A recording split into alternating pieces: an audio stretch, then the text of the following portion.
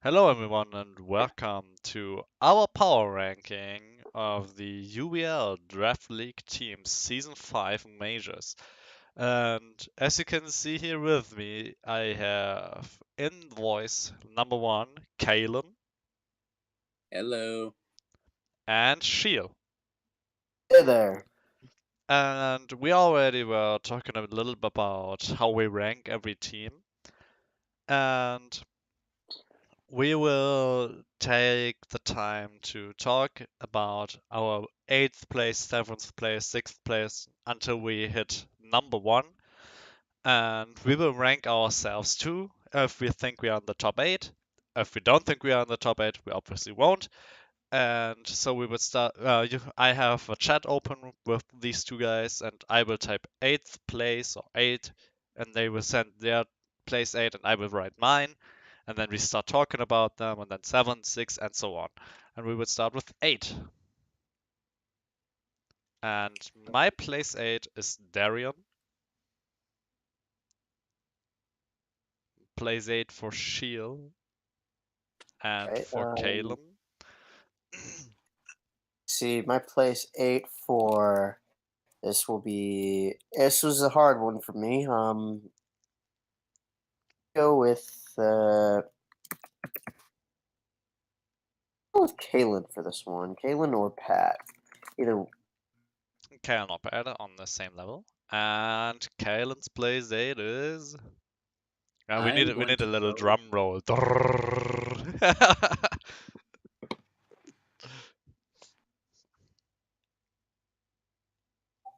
me/Quentin.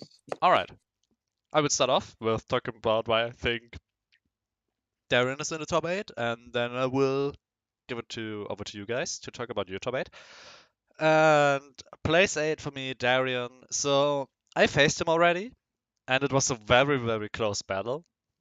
And I think the team is very, very tough to build against in most games.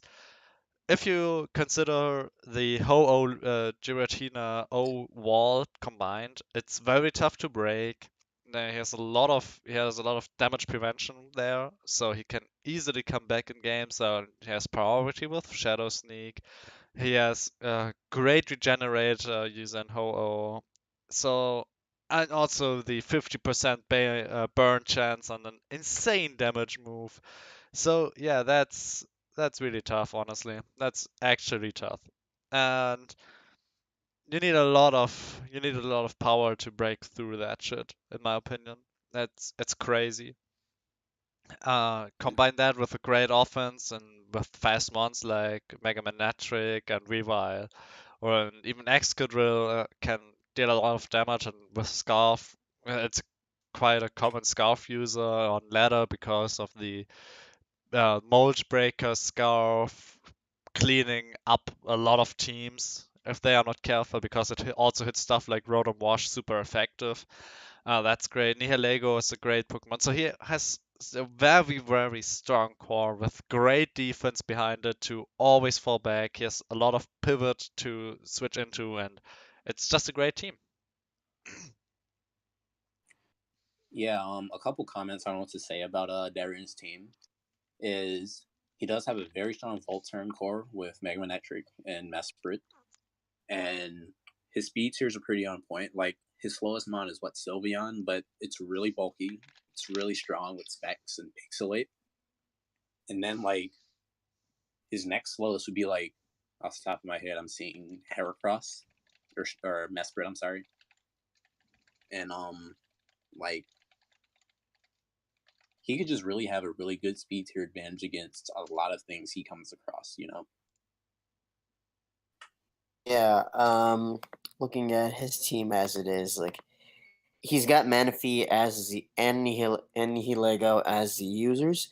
In one popular technique I saw a long time ago was using Z Rain Dance to not only like put the hydration up, put up give him speed, and then it puts Rain Dance up so it can put hydration to work. It gives him speed, right, because of the Z move, and then on top of that boosting water damage, so he could hit a lot of things hard. he can just always use a reliable like special nuke, and with like base 100 all around, like and mainly a special attacker plus tail glow access, like Manaphy could be like easily be a versatile threat. On top of that, like he's got breaking, like he's got Sylveon, he's got Nihilego as like as another like special threat. Like I see his team as being very special heavy. Like he does that said, like he does have Weavile and Excadrill, well, that can punch holes, but like his team is mainly going to be like special attack heavy. Heracross and Um, Touhou also hit on the physical side very hard. oh, that is true. That's right. I see Ho-Oh though more as his wall.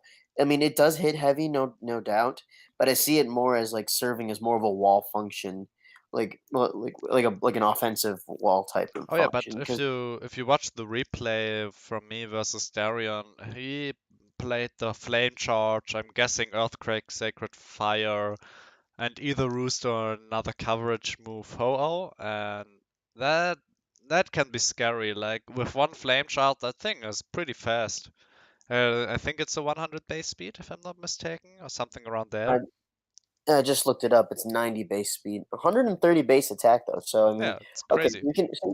So he's got the option to play offensively, and then on top of that, on top of Regenerator plus the like 154 special defense, like he's got a pretty good wall. Just the problem is that like to moves like Rock Slide, Stone Edge, like like it can clip Ho-Oh pretty Oh yeah, easily. you That want to said, get like rocks out against him, definitely. oh yeah, And that makes it for even more sure. pressure to run Defog, even though he is sort of set on hazard removal with Giratina, Excadrill, and pretty sure that's it, along with Ho-Oh. But I kind of want to say like a lot of the times he doesn't want to run Defog on Ho-Oh, since it is 4 times weak to rocks, even though it does have Regenerator. Yeah, like he doesn't. Oh, one sec. Yeah, that's my connection breaking The sometimes. rules You have carefully. to Giratina, wait, remember the one wait. flaw with Giratina Origin He's is that you know literally what just its keep item is going talking. to No, be because it you're has to supposed have to the Grisius orb on it. wait. It can't be Shut knocked off, up. but Holy shit. My connection was breaking and I was like, wait, shut up, wait. And you just kept talking. Because my connection was breaking, and the point where you said like he doesn't want to run defog on Ho even because he has regenerator, so he will use a Giratina, and I'm guessing you said a rapid spin on Excadrill, which is blockable by Ghost, by the way. yeah. But there was nothing that after like saying he doesn't want to run Ho, even though it has regenerator, it was breaking connection. That sometimes Well, my connection is really bad right now, and I don't know why. it's fine. It's fine. I was commenting more to the point of remember that that Giratina Origin, it's forced to run the Grisius orb, so he can't diversify with that. And even though I believe it gets roost, it's like when you know what the item is, he can't take advantage of that to like for any circumstance. He has a lock on that.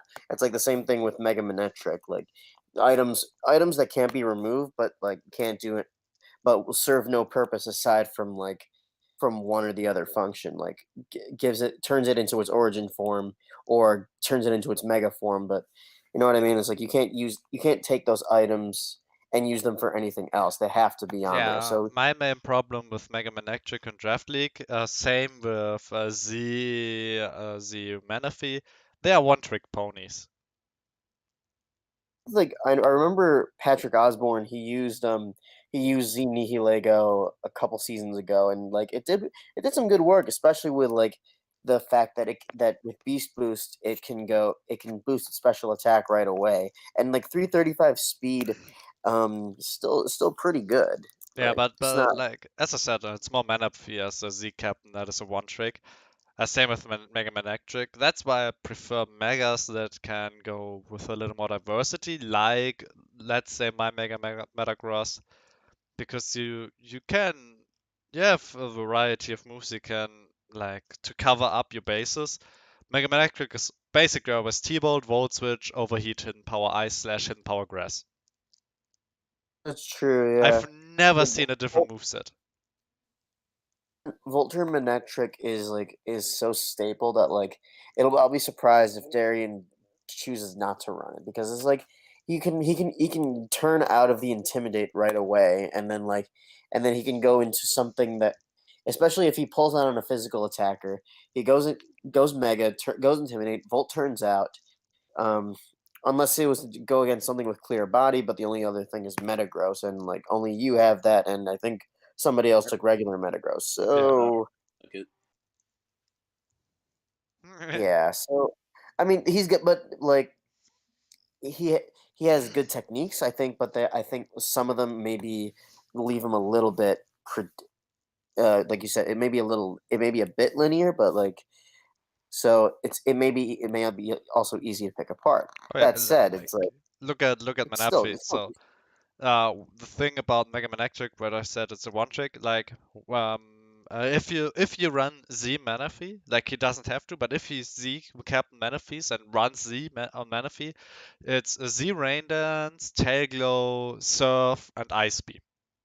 Basically yeah. always, unless he's going wild and taking Z Rain Dance, Tail Glow, Rest, and Surf, and trying to just kill everyone with one move after boosting up to 4x special attack.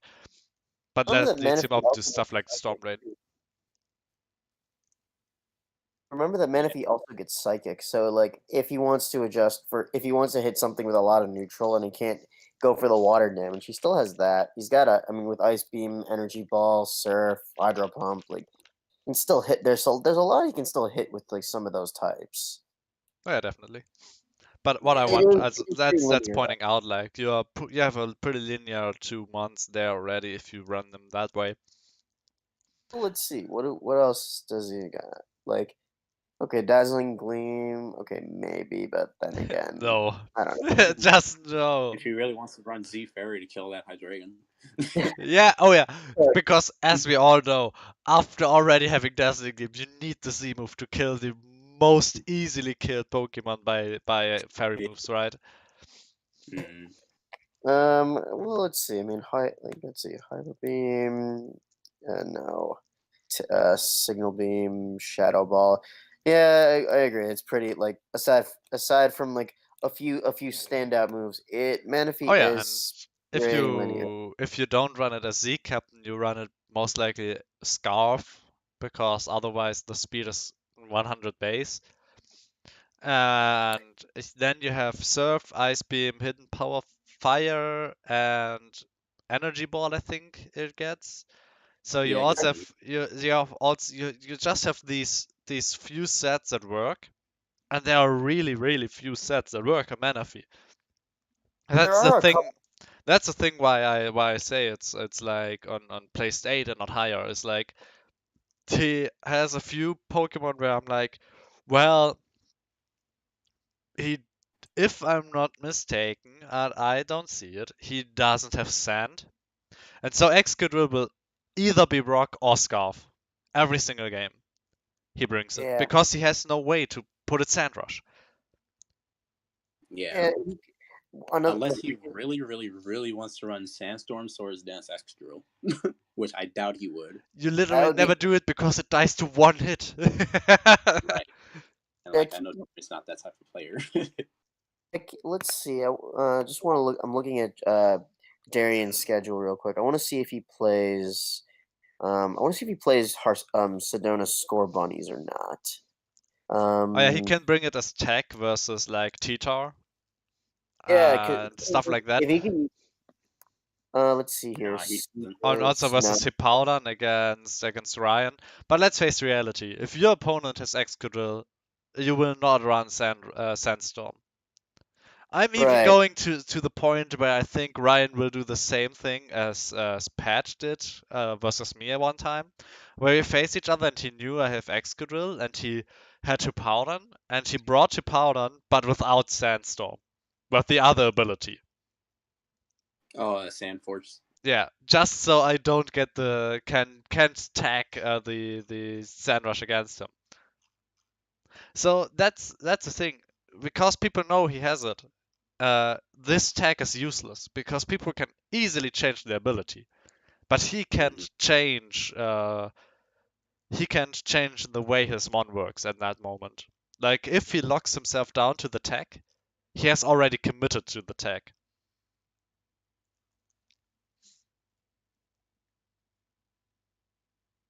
Because the power of Yeah. Scarf is on Mold Breaker, for example, to break all the levitate stuff, and yeah. Yeah. Yeah. Huh. But it's still like I'm talking a little bit of bad stuff here too, obviously, because it's not placed 1. It's placed 8. So I think it's some of the better center of the pack punches. Mm-hmm.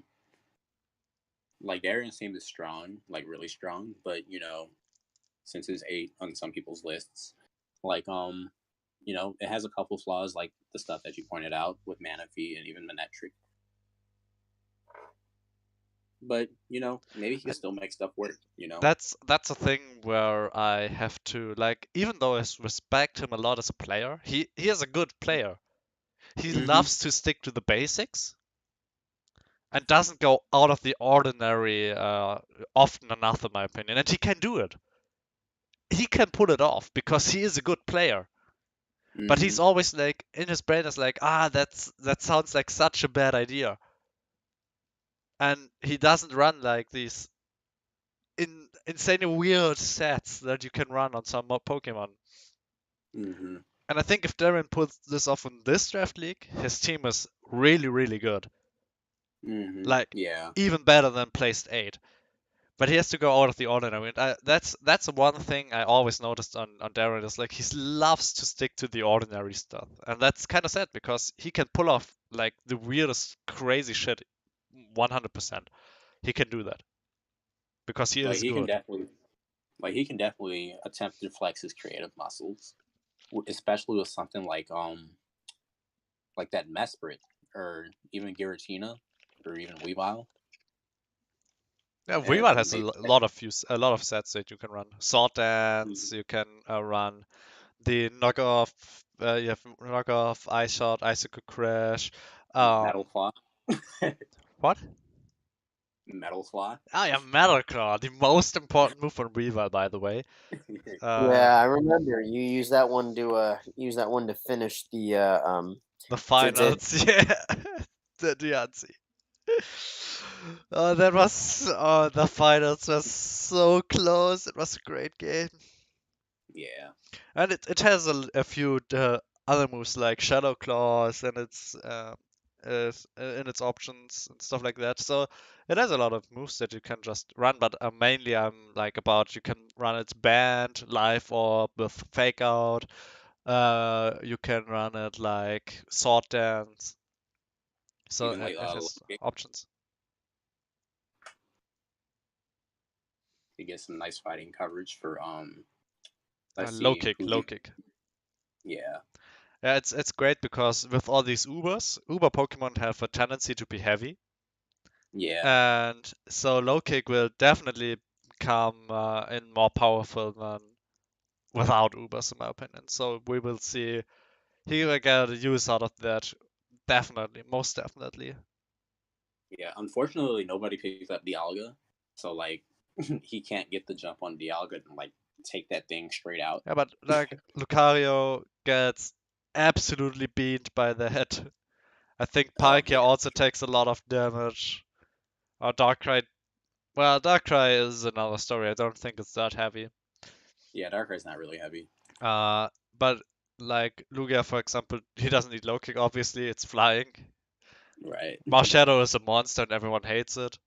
I uh, have and I have to play it at some point. yeah, mate, he's in my No, division. yeah, he's in your division. Yeah. So look at my thing I division. gotta My play too.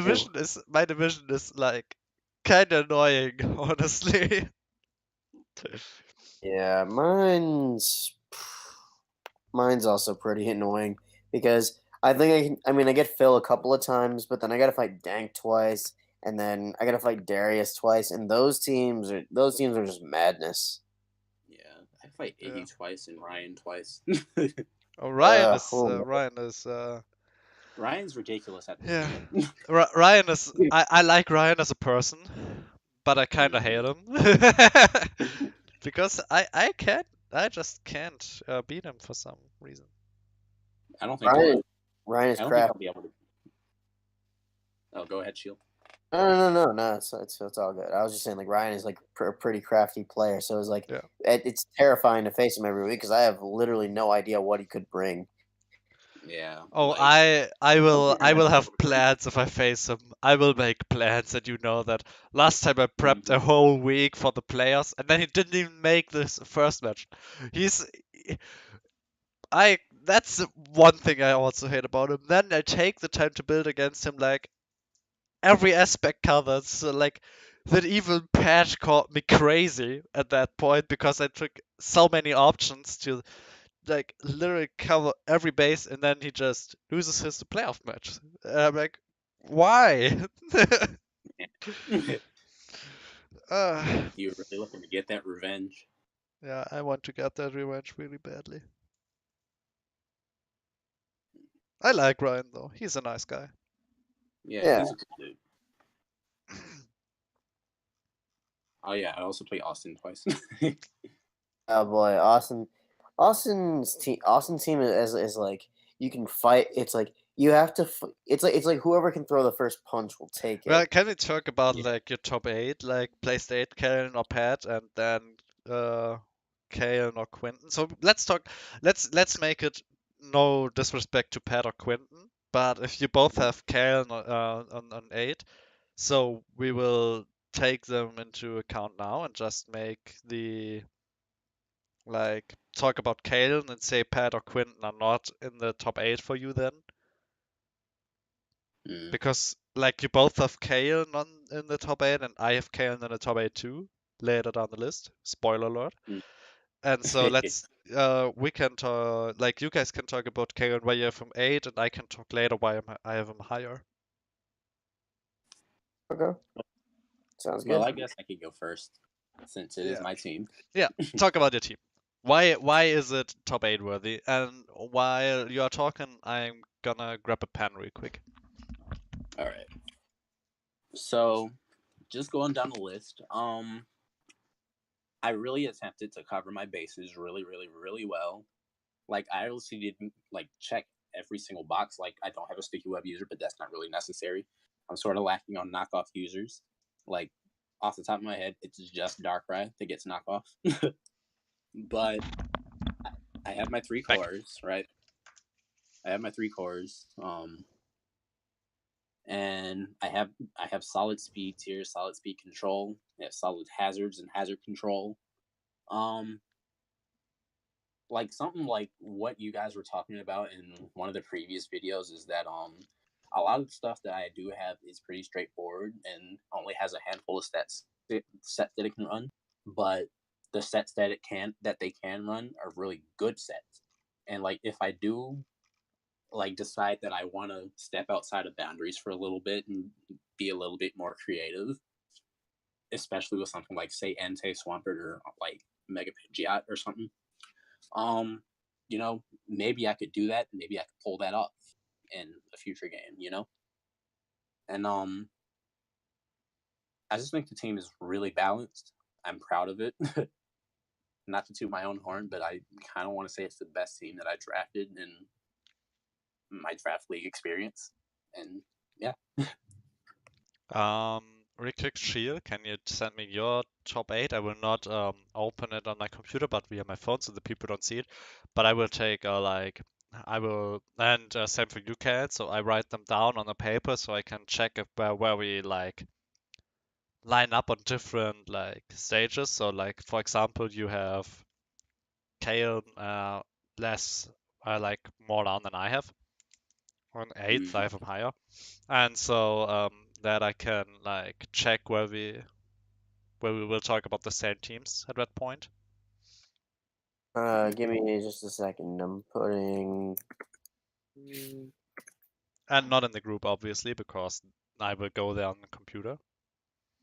Yeah, Just in a private chat. just sent it to you.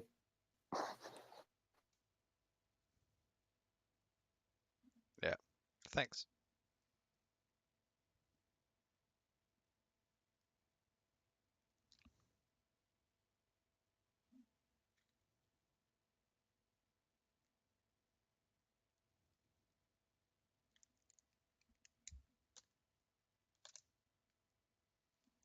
Doesn't this A is couple flaws that I do see with my team though is someone pointed out in the previous videos that I don't have much priority options. yeah. Like it's really just Entei and Breloom and maybe Darkrai if you want to count that. I kind of don't want to count it, but it gets something. And like I do have 3 base 100 mons, which is good and bad because like the 3 mons, like I consider like they're all base 100, but I consider them different types of base 100s if you know what I mean. Like Jirachi, Salamence, and Entei, right? Um, Jirachi like is the more support one. Entei like it breaks stuff down with Sacred Fire burns and Flare Blitz and Extreme Speed. All right, And Sal- your top 8 is missing. Can you send it to me? oh, my fault. Yeah, Like not in the group, obviously, but private.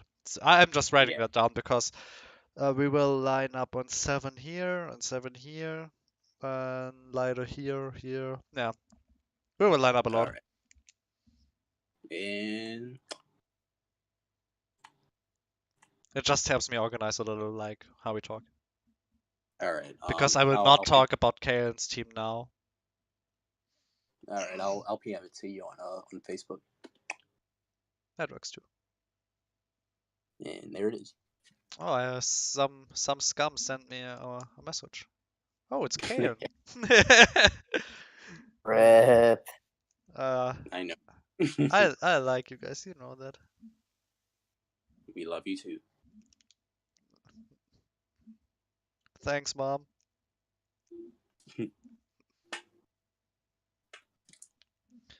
Interesting. Yeah, all right. She, you can give your opinion on Kane's team too. Let's see. I like. I mean, having even though Xerneas doesn't have Geomancy in this draft, like I still see like it's still great. It's still can it has a good speed tier and just stats all around to exploit like just about any item. So and like having spammable Moonblast is still something that like you still gotta watch for no matter what. And like if you want to play bulky, if you want to play fast, like looking at Xerneas' stats right now, plus with the Fairy Aura, like that boosting that said Fairy Blast. So you on top of stab damage, on top of good special attack, like you're just like Xerneas was a good first round pick. Um, at first because of the lack of geomancy, but like I still see it as like you can definitely like scarf specs like because it has the same in both attack and special attack. Like there are some physical attacks that you can use. They're based on the week. Like there's I guess close combat. Did not know that. Gets Horn Leech, Megahorn, Night Slash gets Outrage. All right, so like, not that I should ever use Outrage over Moonblast, but I guess if you're going physical, rough. It just you have the coverage essentially. What it comes. There is, if you play random battles, there is a set you get on Xerneas with Assault Vest, T-Bolt, Moonblast, Rock Slide, and Close Combat, I think. That's a fun set to use, actually. Well, if he doesn't want to play special Xerneas one week, like when it comes down like he's got options. It's just based on like who he's up against. So it's about flexibility. So he's got that with it's pretty good with Xerneas. On top of that, like he's got Xerneas, he's got Jirachi, he's got Salamence. That's Oh his yeah, core and right there. stuff like Rock Slide, Moonblast is good against Darian's team, for example, because it hits Ho-Oh and Giratina so hard. Oh yeah, that That's is true. good definitely good to run when if you two. Well, I don't know. Do you two face each other? I'm not sure. We actually don't. But there's always an option. You have to imagine, like, I can see Darian make playoffs if he plays his card right. Yeah. He just has like some very tough competition on specifically 3 teams I have written down, and I think we all have these 3. That's actually our top 5 are like so close together. Mhm. Yeah, I'm seeing, I'm looking over Darkrai's stats. Like, I think has a good, Good speed. is a hyper fast special attacker. Yeah, good speed, good special attack. Maybe a bit on the fragile side, but also can still hits pretty hard. Kinda shit And it, ability now that its best sleeping move is Hypnosis. let's Yeah, see, that's unfortunately. Dark accuracy Void 50. got fucked. He Nice did. sweep. Hypnosis. The difference is only 10%, but even so, like, Can I yeah, say they nerfed Dark Void because Smeargle was so good with it? Yeah, no, didn't you That's see? so disrespect to Darkrai. I love it. Like, it's not even dark, right? It was Smeargle Yeah, it was solid. Smeargle that was so good with it. Smeargle. Um, in terms of Darkrai's coverages, get Psychic. You can use, I think, certain sets. It's only allowed on certain sets, but you can use Spatial Rend, so you can spam Dragon coverage. Mm-hmm. Yeah. I will now join in to talk, and we will go up to 7th because this is a smooth transition because I have Kale on 7, and Hmm. I have him on 7 because I think he is a tad stronger than Darian's team. I think he is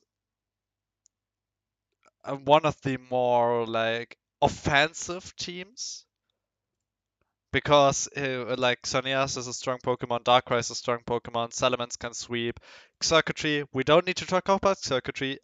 Everyone knows how much I love that Pokemon. Circuitry was Entei is now really full strong. 15. Scolipede is with the speed boost, Sword Dance, and then uh, Rock Slide or Stone Edge. I think it even gets both, but I'm not sure. Mega I think Horn, it's Poison Jab, a lot of damage. Mega Pidgeot is annoying to face.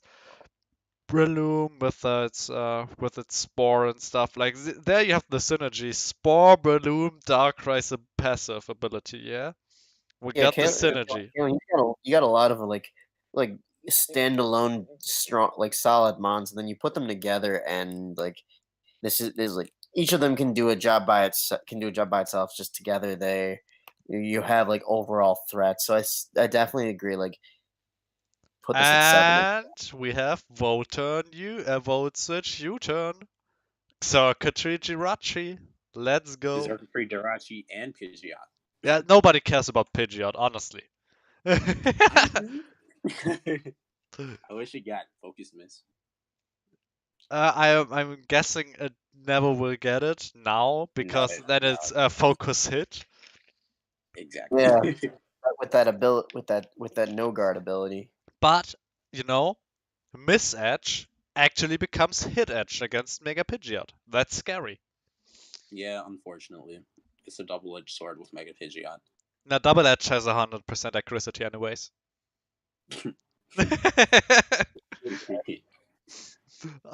Yeah, so I have Also, we it a have, little higher because he also has like the annoying Jirachi, and it is annoying. And so Entei also with extreme speed can clean up. Circuitry is the cleanup electric Pokemon in my opinion. And yeah, Yeah, so just a lot of Pokemon that are strong without any synergy. They don't need synergy to work, and you can put them together with like these. They don't fit perfectly together. That's why it's not higher than 7 for me. It's not like an insane synergy like let's say Pat's Lugia Magerna, but it's and now he's still.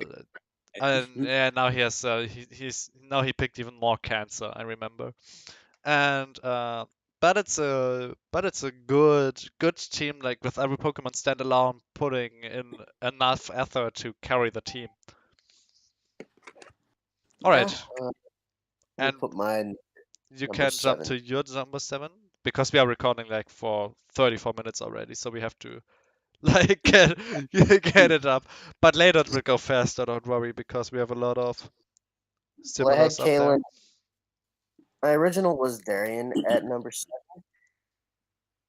I mean, I also like, given what we talked about, I agree that like I would put Kalen. I think I would put Kalen above Darian, so I can edit both those real quick.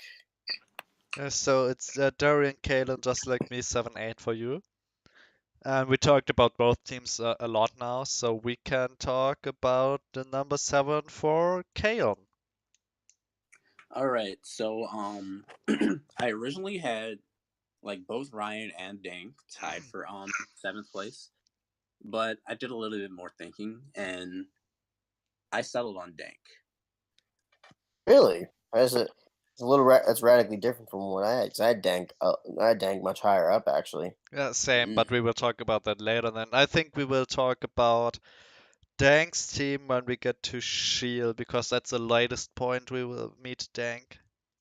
Oh yeah, So because but I don't want to talk about the same team like Eventide, but you can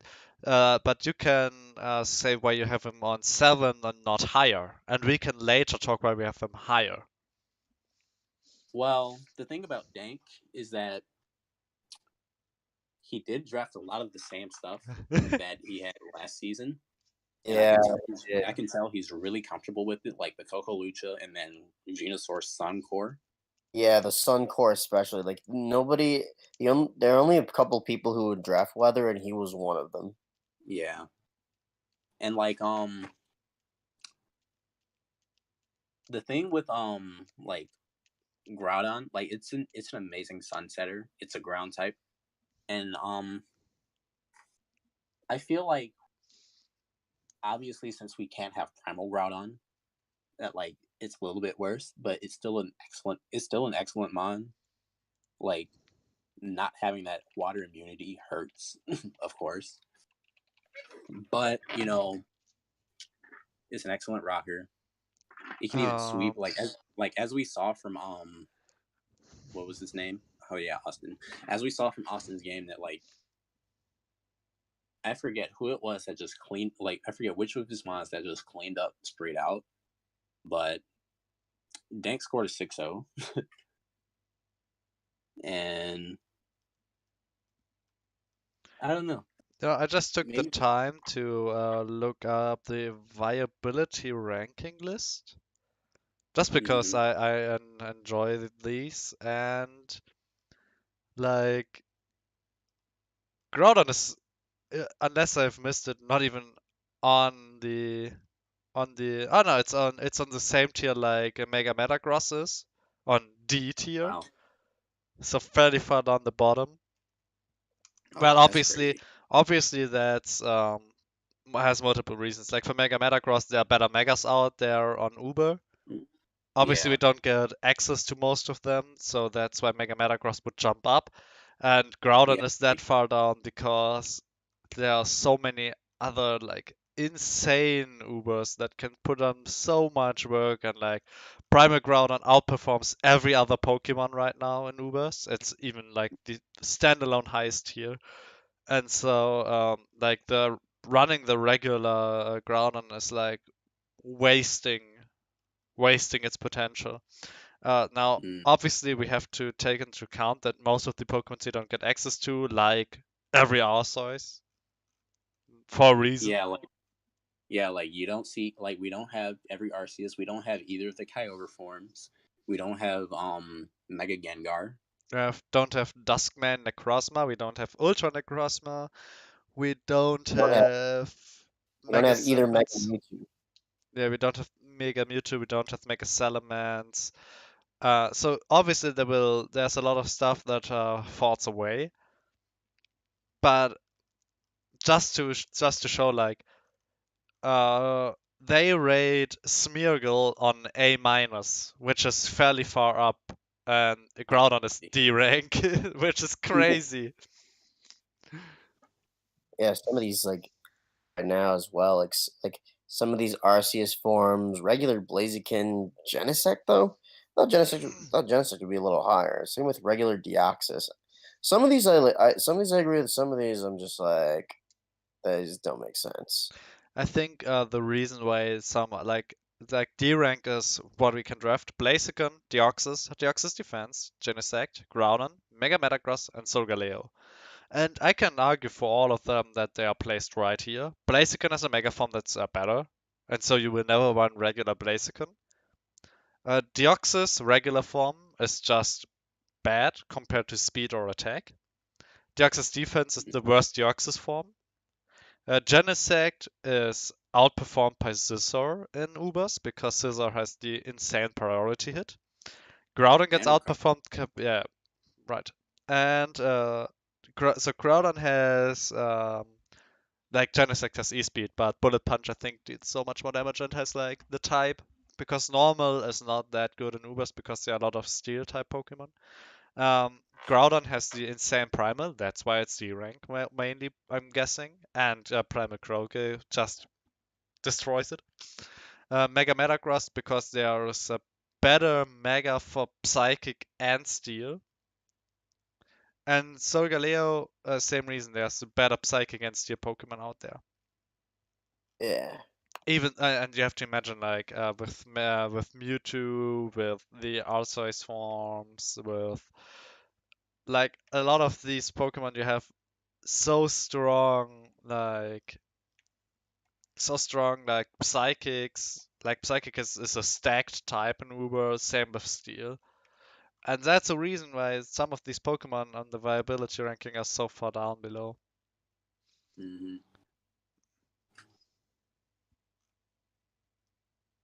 Yeah. Now, I am noticing with Dank's team is that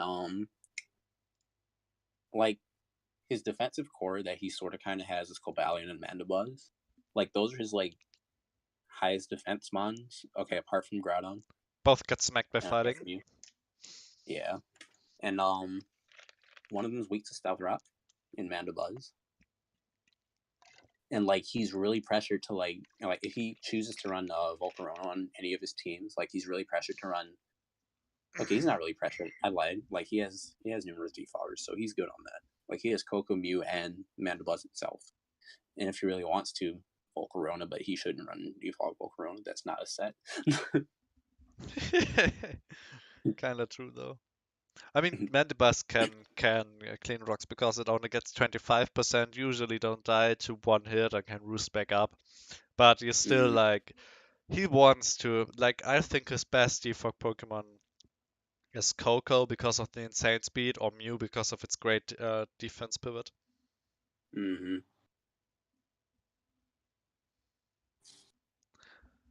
But yeah, all right.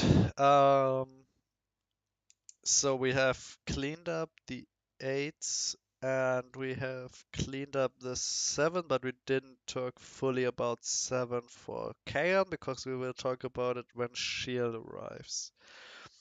Yeah. So let's pick up number 6 then, I guess. And this time we will start with Kalen. All right. So my Kalen number sub six. 6.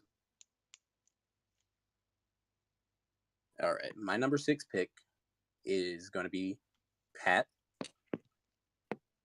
and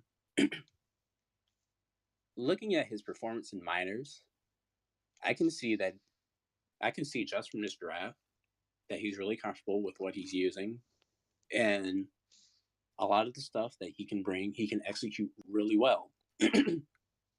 Like literally, my only gripe with this team is that his only rocker is Aerodactyl. Diggersby does not get rocks, and since he traded away Como, like for Dragonite, He like also Como, traded away Mega Meta Gyarados for Mega Sableye. yeah, that's also true, and like without Como, that makes that really pressures Aerodactyl to be his only rocker, unless he really wants to bank on something like Mega Sableye to like bounce those Stealth Rocks back to him because of Magic Bounce. And like that alone is good. Like it's good hazard control, especially for things like Lugia and Dragonite, which really value their multi-scale for like 1 for bulk, 2 for sweeping potential, like respectively for the 2 mons. And I'm a fan of his Magearna pick since it's a very solid tier 2 Pokemon. I would argue And the best tier 2 actually.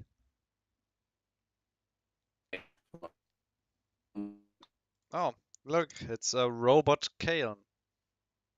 But that's my connection, guys, as you can see. My connection is very unstable, so while he will just lag out, I will talk a little. Yeah, I'm guessing what you want to say is, like I said, I will argue that Morgana's taste number 2 because it's the strongest tier. Place number 1 is like the strongest tier 2 Pokemon because if you looked at the tier list, the tier 2, yeah, Vegas Lash is fairly good, Celesteela is fairly good, Darkrai is okay, Deoxys is okay, Deoxys defense, as I said, is in my opinion the worst Deoxys form. Deoxys Speed is a great setter, Genesect is an amazing Pokemon, Gothai Shadow Tech is annoying to face, Giratina is a great right work, both Greninja forms are good sweepers, Lando same, Mega Kangaskhan is strong, but Pagana sits there and like I'm looking at it and it's like it just it just does everything. yeah, like Magearna, like I feel like that's probably the best T2 Mon here. Yeah, Like, definitely. like if it's not the best T2 Mon, it's definitely the best non-Uber tier 2 Mon. You know? hmm Yeah, I think. I'm absolutely certain it's the strongest tier two. It has a great typing. It can does yeah. Nice English, Lauren. It can do so Yeah. much. It basically puts up pressure on offense and defense because it has great defensive stats, great defensive typings. It has Also great insane offensive damage output. ability and exclusive very spammable move that like with Soul Heart plus Fleur Cannon just like to just like throw a shit ton of fairy damage everywhere. And then like he can very easily sweep with like a shift gear or calm mindset. You know? Yeah. And he can be like creative with a weakness policy trick room set. Mm-hmm. Like that's also very annoying to face. Like it can just set up a sweep and like that fits with stuff like Diggersby, which is already slow, or Dragon Mm-hmm. Knight, which is not the fastest to like get it out, Yeah, deal a lot of damage. like he's like it's pretty like his team overall is like it's slow, but he has trick room setters that like they could be problematic. Is of that speed tier. So like his fastest things are gonna be Raikou. Aerodactyl and Raikou, but you when you got trick room setters in the form of Victini and Magearna, I think even Lugia has. I think Lugia can be taught trick room. I want to say I Mega could be wrong about gets that it one. too. I'm not sure though. Let me see. I am looking it up right But now. like you don't want to set up Trick Room with most of his mons because base 100 Pokemon, for example, just basically will never be happy in a Trick Room. No, they would not. But there are certain mons Even Lugia, that would be he even sits at worse in 110. trick room. Oh, yeah, Lugia is pretty fast. It's just an Uber, like you think about it as this fat wall, but for a non, if you put it in any other tier than Uber, like it's also fairly fast all of a sudden. Just an Uber, they are so fast, so damn stupidly fast Pokemon. Yeah. Yeah, Lugia does not get trick room. I was wrong about that. Victini does, and Magearna does as well. I think I'm looking for Sableye. No, it No, does Similar doesn't. No, it doesn't.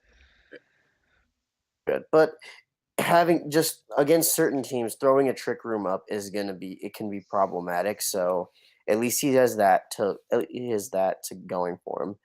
Mm-hmm. Um, knowing Patty's a very technical player. So even if like he's got some mons that are very outwardly threatening and some that are kind of eh. Oh yeah, and he And then, has the best, in my opinion, the best matchup against Coco Lucha because Megana stops that outright. Yeah. mm, I wish I had that then because I have to face Mhm. Kogo twice. Yeah, Megana is just sitting there like, okay, Tapu Koko did special damage or usually, so that will deal no damage. You can play it physical, max physical defensive. and suddenly you also don't get as much physical damage, and it can like deal a lot of damage to either. So, and if you really want to go with an offensive set, you can still put in enough defense to survive, like even a physical offensive Tapu Koko. Play the Trick Room and just destroy both, because the Trick Room makes both just basically slow, right? Hmm. So, yeah, it's Mac is a really good matchup against Coco Lucha, in my opinion. Yeah, I agree. Like, I'm not really sure how good of a switch into Magirna is. Like, I'm not sure how good of a switch into Halucha that Magirna is. Like, especially if like Lucha is boosted up a little bit. But like, if Lucha is unboosted, Magirna's still safe, and he can easily fire off like Flare Cannon or even Thunderbolt or Volt Switch if Electric Terrain is up, and like those are enough to just one shot that Lucha. Yeah, I'm seeing right now, looking at the schedule. Week 8 is going to be the cross conference games. Looking at who, where's Dingolfing? Okay, look, Pat does not play Dank. It seems he will play Quinton, but Mm-hmm. yeah. What else on Pat? Uh, got Amoongus. He's got Amoongus to do for that regen core. On He top has of he has an annoyingly So, fat defensive core with Vaporeon and Amoongus, and even Victini if he really wants to. so Like like, I yeah, said, Pat I, Fire I Water Grass. I know Pat as like the defensive player, and I just ran out damage calc and ran the typical Halucha All Terrain Seed Sweeper, which is 252 plus attack. And the high jump kick is obviously the most damaging move. Yeah, and you have I can see Pat run a 248 HP 252 Death Megana, and you don't even need like the nature to be to be in defense to easily survive two high jump kicks from an unboosted Halucha. It's 36.6 to 43.2%. So he would need to get the boost, and even then, it's only a two hit and not a one hit. So even then, he can switch into it for a like after something died, he can make the safe switch into it, and then probably with a floor cannon, I can imagine. Yeah, that's like such an overkill all of the times. So yeah, you can see him. I can see him do that. So stuff like that you have to watch out for, like Pat playing these Pokemon that you usually know as special defensive versus offensive, like on physical defense, and suddenly they don't die. Mm. yeah. I think I can trust Pat to do some good work with this one though. It's like it doesn't shine. I feel like it doesn't shine in any particular category, but it's balanced all around that it can that he can work. He can be pretty versatile with it. Yeah, I will have Pat higher up on the list, but I will now talk about it and just later say I talked about it earlier.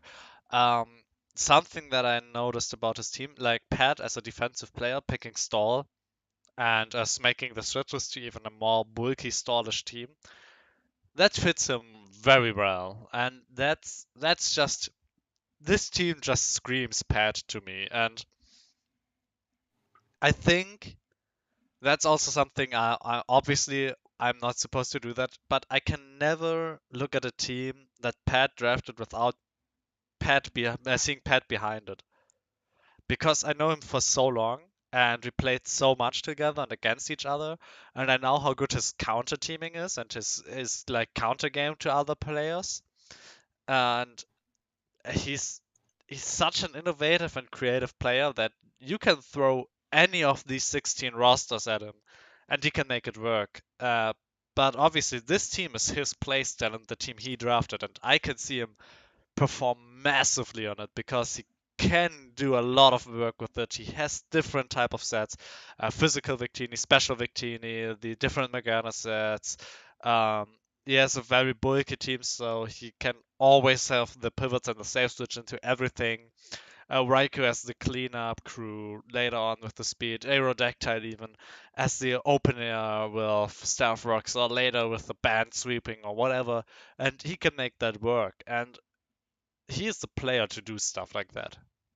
And that's why I Mhm. can't look at Pat's team without seeing Pat behind it being like a weird mastermind, having like, oh, if I put a 65, if I put like a 40 or 40, 44 on defense, and like 44 on special defense, I suddenly never get one hit KO'd. I just get two hit KO'd, and then I need that much speed and this HP. And he's like that kind of guy. He's literally setting me teams where he puts 12 defense on something, so it ensures not to get one hit KO'd. Yeah, the Yeah. man knows. He definitely has like he knows he's very particular about the math, and like I think that will definitely carry him. Well, he studies math, so I Yeah. guess that's why he loves numbers. Mm-hmm.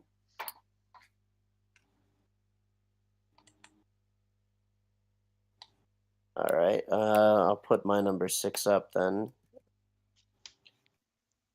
Yeah, put your number 6 then.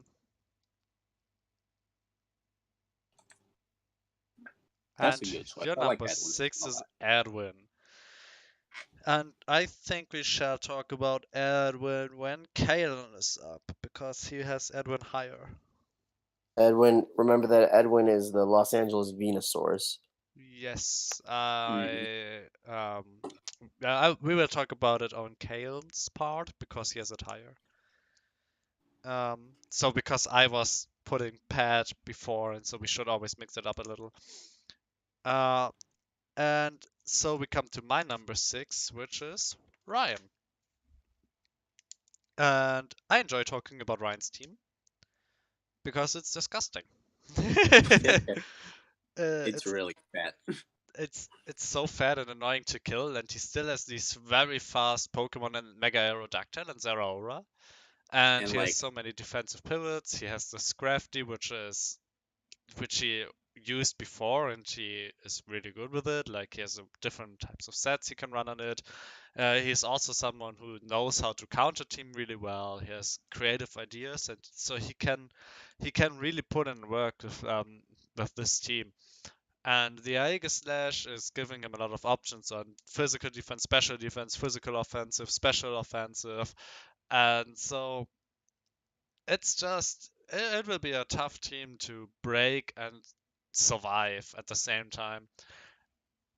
And I think his yeah, Uber like shows that the most. Like Palkia is Dragon Steel is annoying combo to face already, and Dragon Water.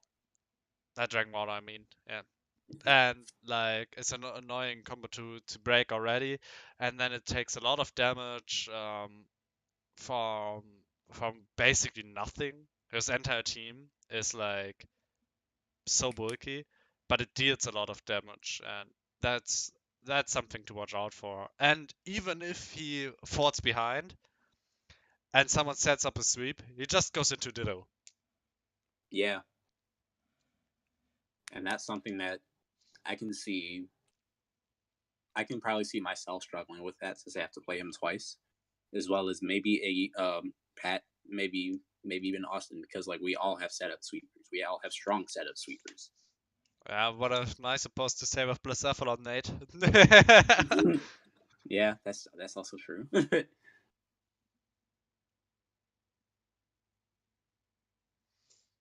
Let's see. Let's see. Because So like, I can see he's really comfortable with Mega Aerodactyl and Zero Aura because like he's linked the replay with that like with those two mons before, and like he's done really good work with them. Yeah. And having those two mons in his hands, I can see that's going to be really terrifying. Yeah, it yeah, will be very tough. his speed tier is is pretty dominant because like with Palkia is like base 100 speed, like it's in a position it can easily be scarfed or it can just be standalone specs any other item he wants. And then with Mega Aerodactyl, essentially like faster than most things. Zero Aura faster than most things. He's good on. So he's got his speed options covered. He's got the grass poison rose raid to like set T spikes and also just have poison coverage against those fairies. Aegis Slash obviously just being a threat on offense, and then King Shield for defending, and then Ditto just covering all his bases. So I like this. Like I'd be worried against Ryan. Good thing I don't have to face him this season, but I mean, I can't see him not make playoffs. He's the kind of guy who like kind of always makes playoffs. Yeah.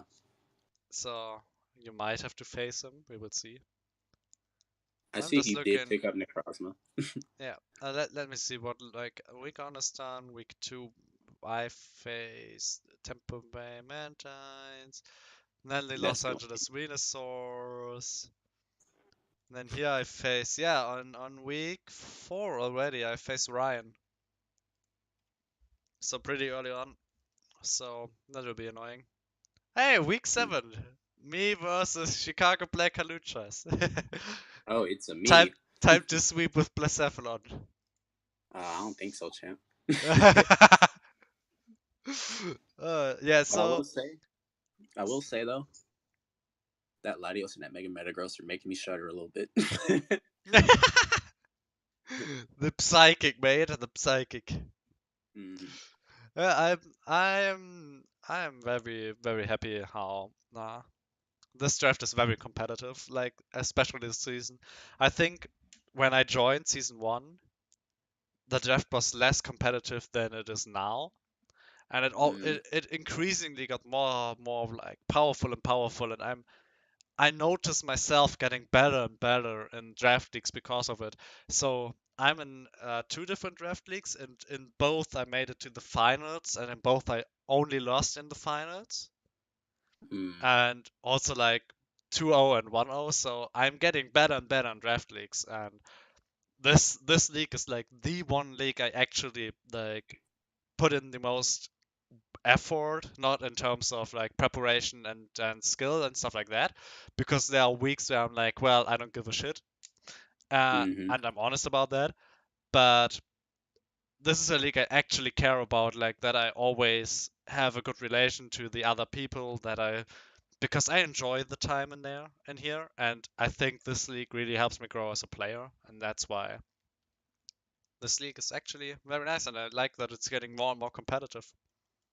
I wholeheartedly agree. Like, I can definitely see my growth as a player. Like, even though last season I did poorly, in another league I did even worse. But I know, I'm getting good, embarrassing. guys. I promise. I promise. I'm good, but like I can see myself improving, like as a draft player, like especially like with UBL minors being my first league in forever. yeah, this league is definitely like among the more competitive leagues that like not even among the more competitive is probably the most one of the most competitive leagues I've done, and Mhm.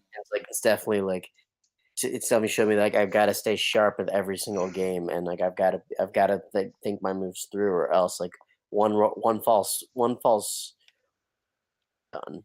Like Yeah, it's definitely been like one of the most challenging leagues. Definitely, definitely.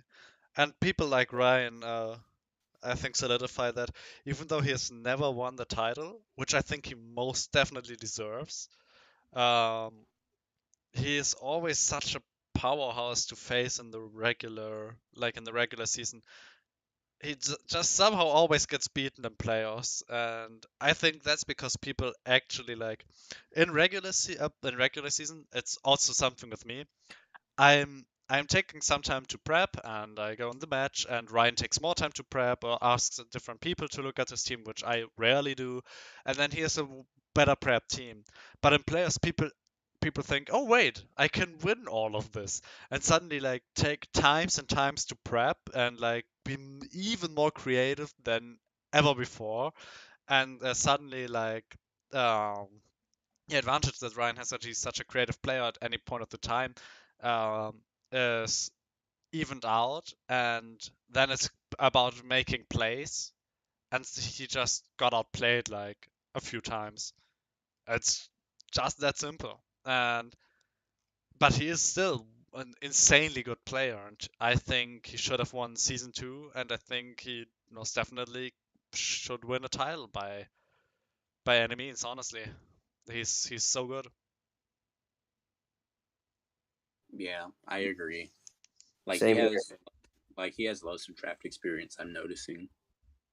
Like even bringing in people like David and Darius from PFL, I believe, I and don't know like Yeah. them. he Yeah. and like I'm sure they can also vouch for Ryan for Oh, the fact that definitely. he's a very strong player. Like Pat, which is the player most respect because he's so good. Like in draft leagues, and I like because that's the thing about me and Pat. I mostly win the regular battles like oh you and stuff like that because Mm-hmm. I get the surprise factors and stuff like that. But as soon as he gets to counter team, he just obliterates me. It's just a fact. He's just good at counter teaming, and he says Ryan is a fantastic player. That shows a lot because Pat is someone who enjoys the shit talk and enjoys saying like, "Ah, no, he's not that difficult to beat." He does that sometimes just because like he's able to counter team them fairly easy. But he has mad respect for like Ryan, and that shows a lot. And also I also have mad respect for Ryan. He's such a good player. Mm-hmm. And this team, I think, can put in so much work. Yeah. Yeah, I think so. I think is going to be one to watch if for whoever has to face him. Yeah. Oh yeah. I believe it's Phil who has to play him for this week. They haven't played yet. That might happen in the very near future, maybe in a couple hours, since it is scheduled for today. Well, But I might do like look like replay reviews. Like I take the top 3 battles of each week and the worst battle of each week because we all know if I take Pat with me, last time we were shit talking matches like, what the fuck is going on here? Why is he playing Charge Beam Bronzong and stuff like that? That happened on that different draft league we were in. And yeah, that's just Pat and me, how we are. And I kind of wanted to do that again with most likely again him. And if someone wants to join, they are free to come. But that's something I always enjoy. mm-hmm.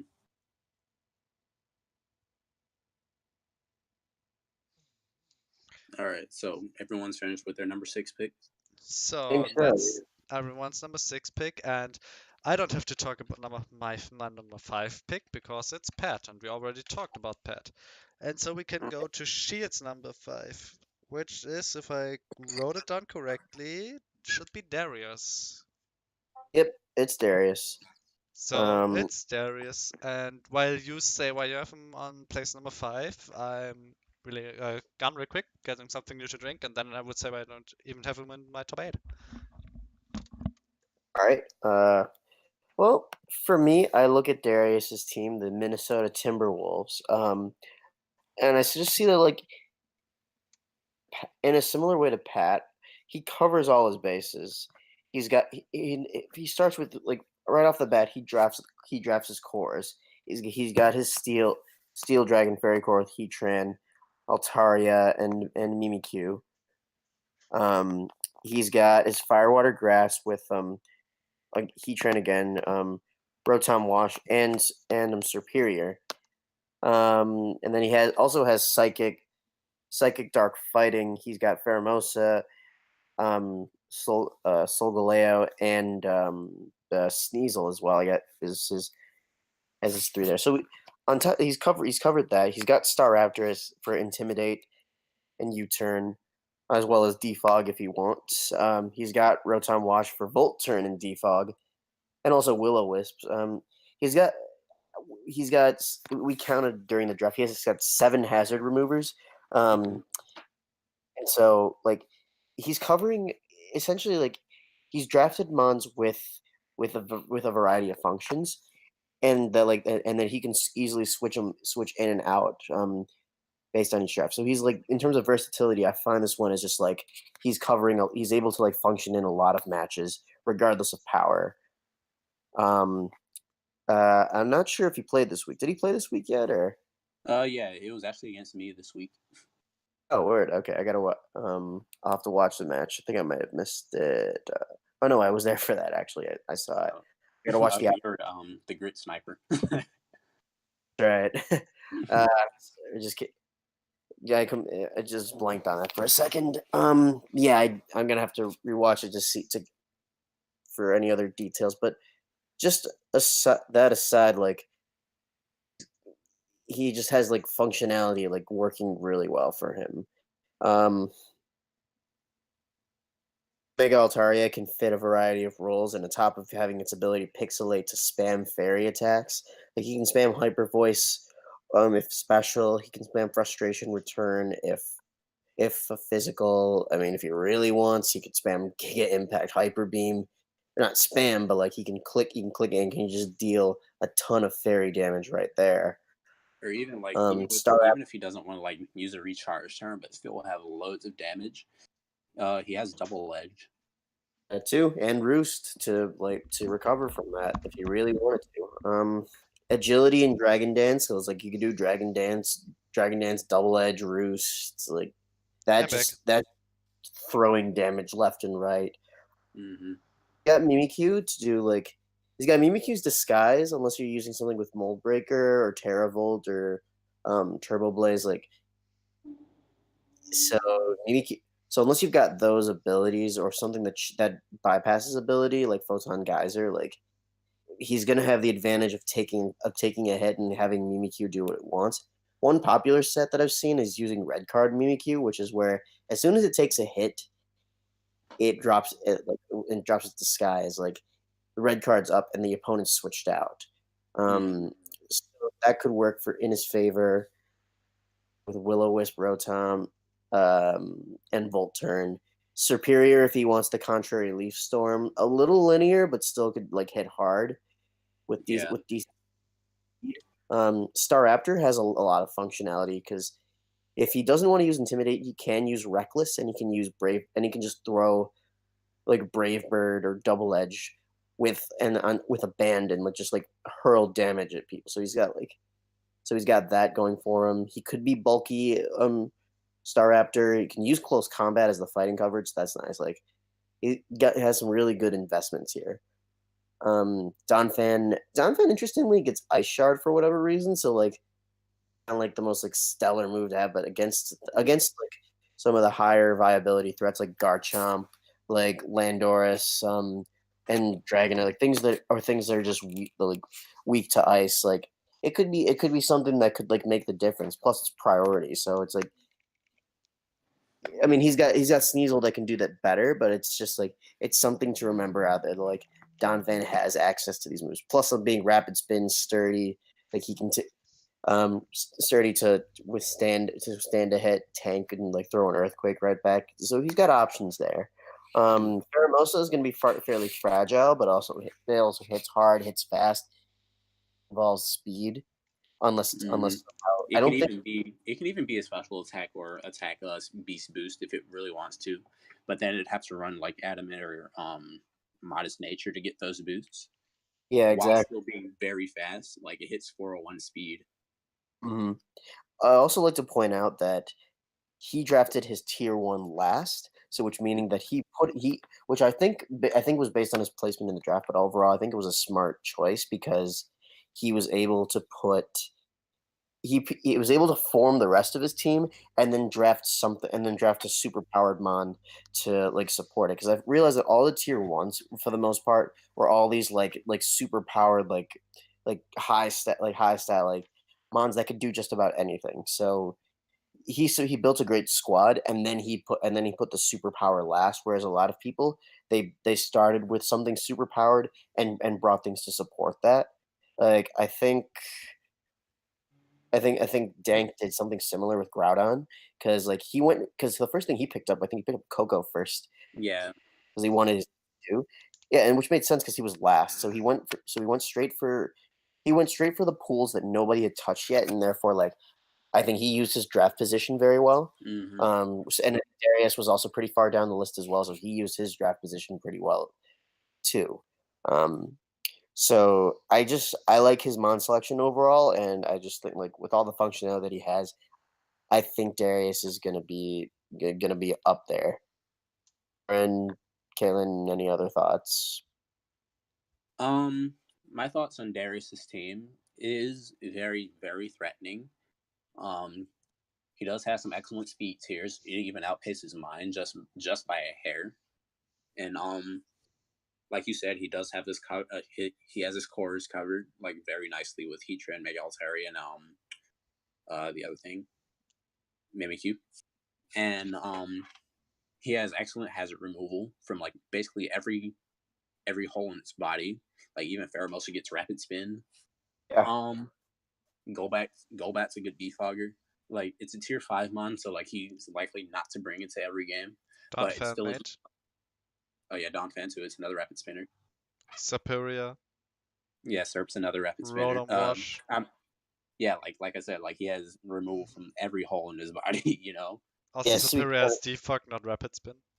Yeah, that's true. Facts. Defog.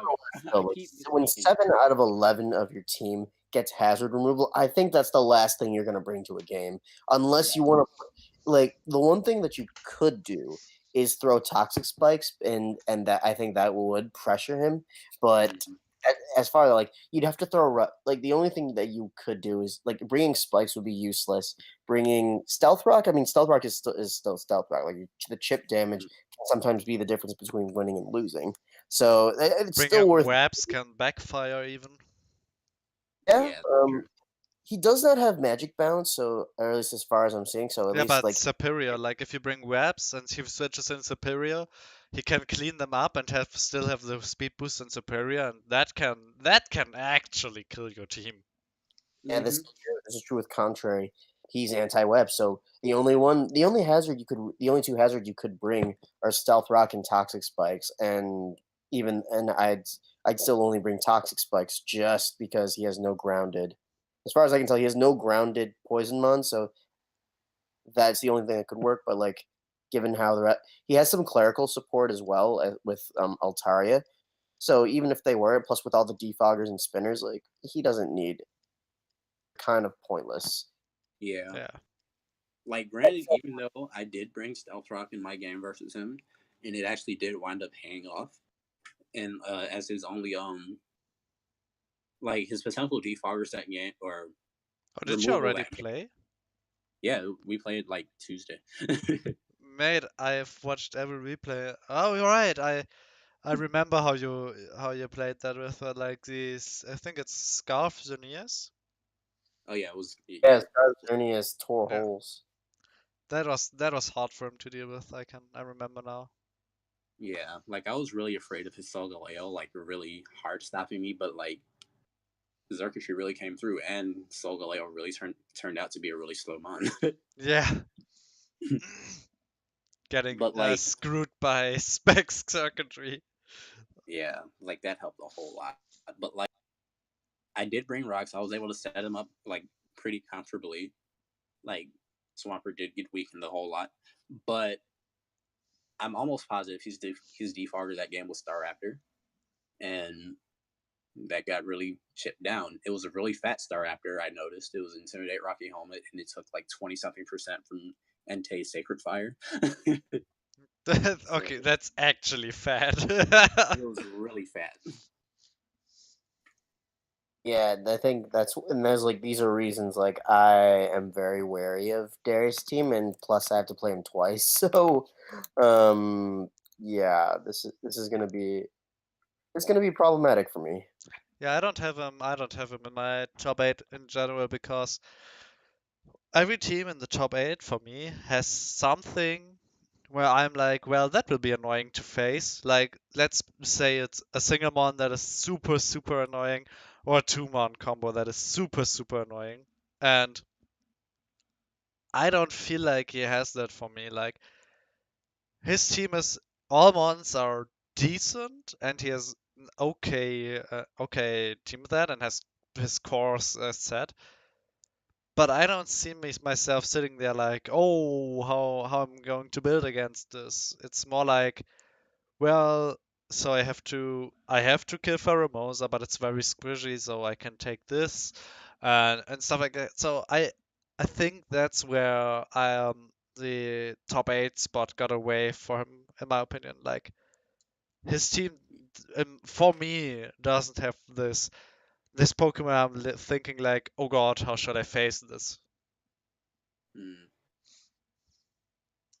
Yeah, like I can really see that Darius's team is very balanced, and like I sort of kind of have bias about like a couple mons on his team, like Pheromosa, Heatran, Mega Altaria, and Mimikyu.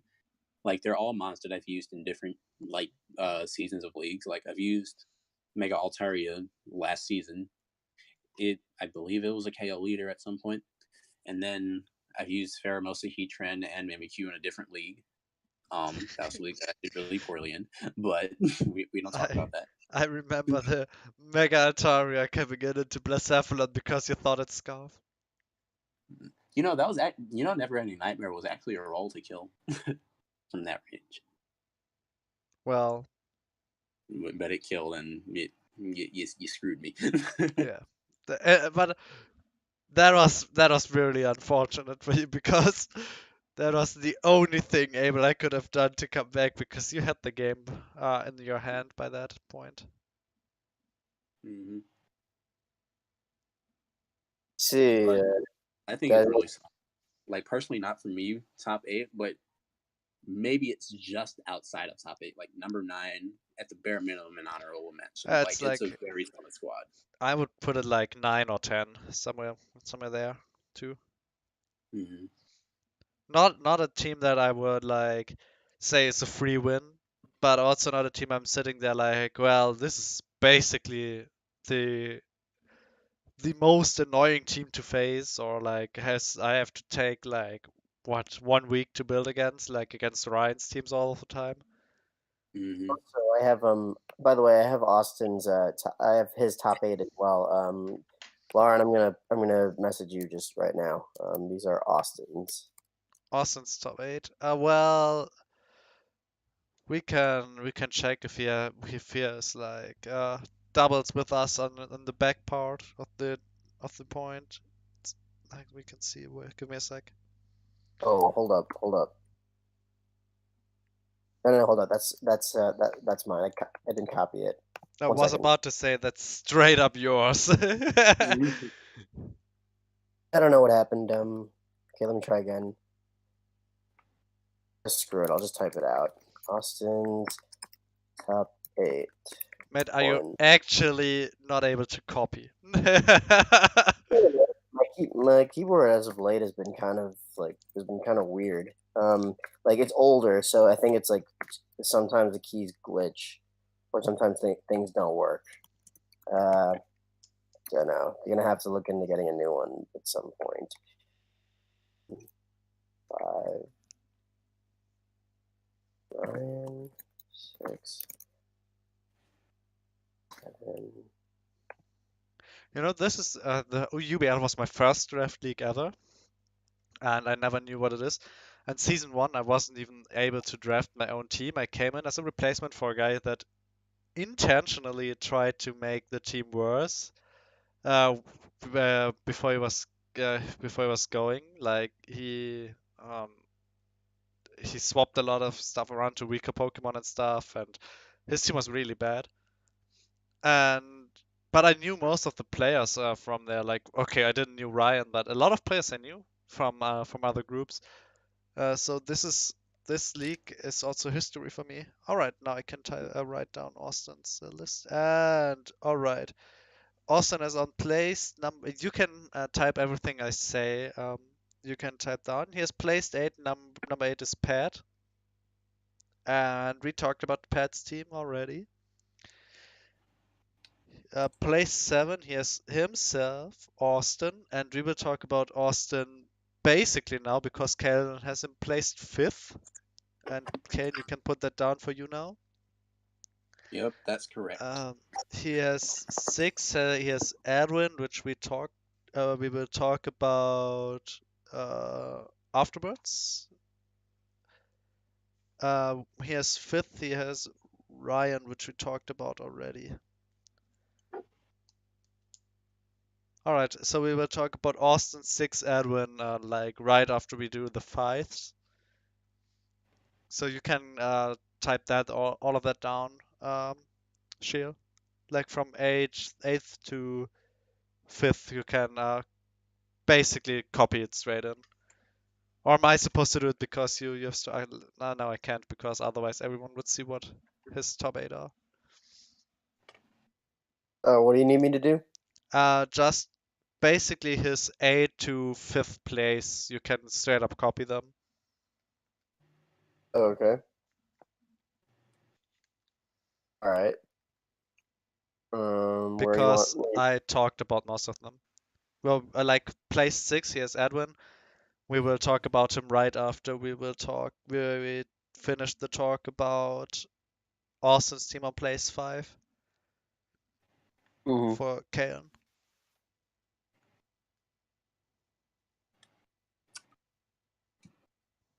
Alrighty. Now you can talk about Austin. All right. So I have Austin at 5th. Now, looking at his team, actually, I should probably pull up his very recent transactions that he made, since the doc isn't updated right now. Just All 1 second. right, we did that. He listened to some of the suggestions we did. Right. So looking at his team, instead of Pelipper, now he has Tornadus Incarnate. Instead of Seismitoad, he has Jellicent. And instead of Empoleon, he has the Cloyster. So he's like basically ditching the whole rain idea that he was originally going for with the Pelipper Seismitoad core and Empoleon for more damage. Now, onto the rest of his team though. I love his team. He has that really awesome fighting type spam core with Mega Lucario and Infernape. And he has Latias, which is a returning member from his minors draft. Mega Lucario it's an absurdly heavy hitter with that adaptability, stab, anything. It hits amazingly hard on both sides with either close combat or Aura Sphere or Meteor Mash or Flash Cannon. It gets priority out the butt, gets Bullet Punch, Extreme Speed, Vacuum Wave, all types of physical covers like Earthquake, Crunch if he wants to. Not sure if it gets like Rock Slide or Stone Edge. But then there's Latias. It's an excellent defogger, a bulky dragon, bulky psychic. Can just fire off powerful Dracos. It can be a Calm Mind Sweeper if he wants to. Then there's Infernape. It's a great rocker. It can be a great breaker, sweeper. Basically, like what I'm saying is Austin has he's going for hyper offense here, you know? Oh, Like with definitely. like especially with that Deoxys, like regular Deoxys pick. You tell me someone goes for hyper offense. Like that this draft screams Austin. And like I know how much he loves Tornadus T, but unfortunately he couldn't get that. So I guess he sees Tornadus eyes open, so he goes for that. Yeah. And I see he has Thundy T. It's an excellent breaker. It can sweep. He has Gliscor, which is an excellent rocker. It shares that Lando T typing. It's basically, I like to call it Diet Landers T. You know, like is Landers T, but it doesn't have Intimidate, but it does have Roost. It still gets rocks. It can, like if he really wants to, he can run Sword Dance Rock Polish. I don't think he would because I don't think he has room to run it, since Gliscor is mainly seen as a defensive mon. And the Torn Incarnate like swap for Pelipper. If he wants to, he can still run Rain. Like he gets Pranks of Rain Dance. And then just start firing off 100% accurate. What's the move? Hurricanes. The P2 that really helps his bulk. Like that is a very, very, very annoying mon to face. It sucks it's in my division. it sucks. It's in my division, but you got to deal with it. Yeah, like I had my eye on P2 for a bit, so like I was disappointed when I lost that. Mhm. I would have loved seeing him try to get Zapdos, or because Zapdos P2 builds a great defense score. Yeah, it's very tough to break. Because like Zapdos takes fighting hits and P2 takes everything else. Like, what's a rock type move? 20%. Yeah, like that's a Stone Edge crit, I guess. 20%. That's it. P2 is really really tanky. I played Mhm. with it a lot too already, and it's I think Pat one of Pat's favorite mons because he just loves it for insane bulky. If when we did the we all every time the new game comes out, like we take the Mhm. time to make the highest damage possible recordings. So we just make make double games where he has Porygon 2 as tech support with like everything to assist his team, boosting up damage stuff and passes it over, and we check how much damage you can do on like walls, like quad resistant walls that can just take the hit with the best defense stats possible out there. And yeah, it's let's say that much. He loves Porygon 2, and I can see why people pick it. It's great defense, still deals a lot of damage. And if you really want to throw someone off, you just play it on specs, and suddenly they are one shot.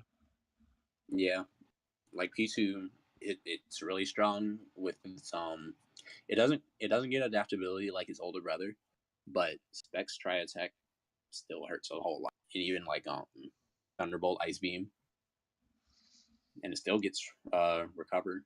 Toxic Thunder Wave, Shadow Ball. yeah, Shadow Ball, So and yeah, great. his newly picked up Cloyster pick. It's is really fat on the Fizz Def side, and he can use it as a sweeper if he wants to. He has a lot of sweepers. Like he really has a Yeah. lot of sweepers.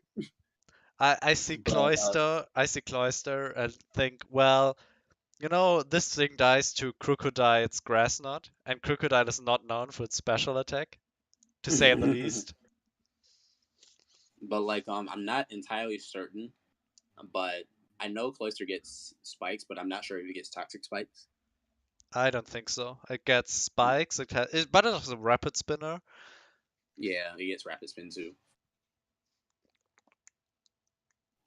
So like if he wants to use Cloyster as a removal option, he can still do that Definitely. as well as just have these powerful breakers and sweepers like Lucario and for regular Deoxys Stun DT. And then there's Comfy, which is another returning member from Miners, I believe. It's it sets up Calm Mind and just throws off priority draining kisses and wins. Yeah. Like it's Try it, priority, boys.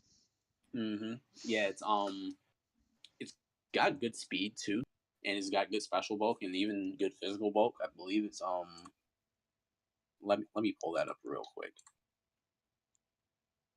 While you're talking about that, I can say why I don't have top 8 anymore is I thought about it, and he's like between Darion and him, I could place both on 8, and I would be fine with both.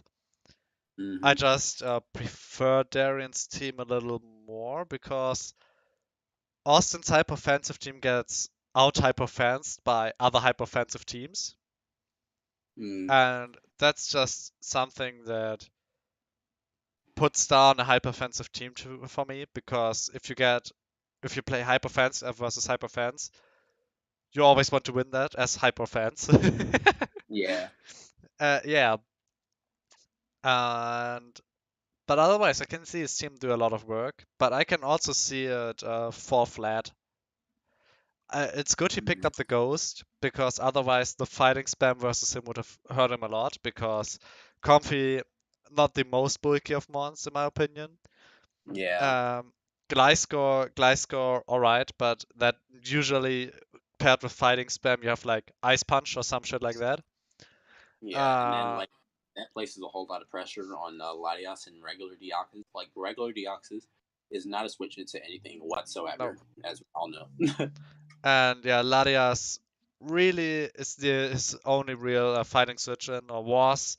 Now he has the Jelly Sand, which can absolutely throw these fighting types. You want to press high jump kick, you think twice, hmm and And that now he has opens a lot of power to and now Pokemon like Lucario.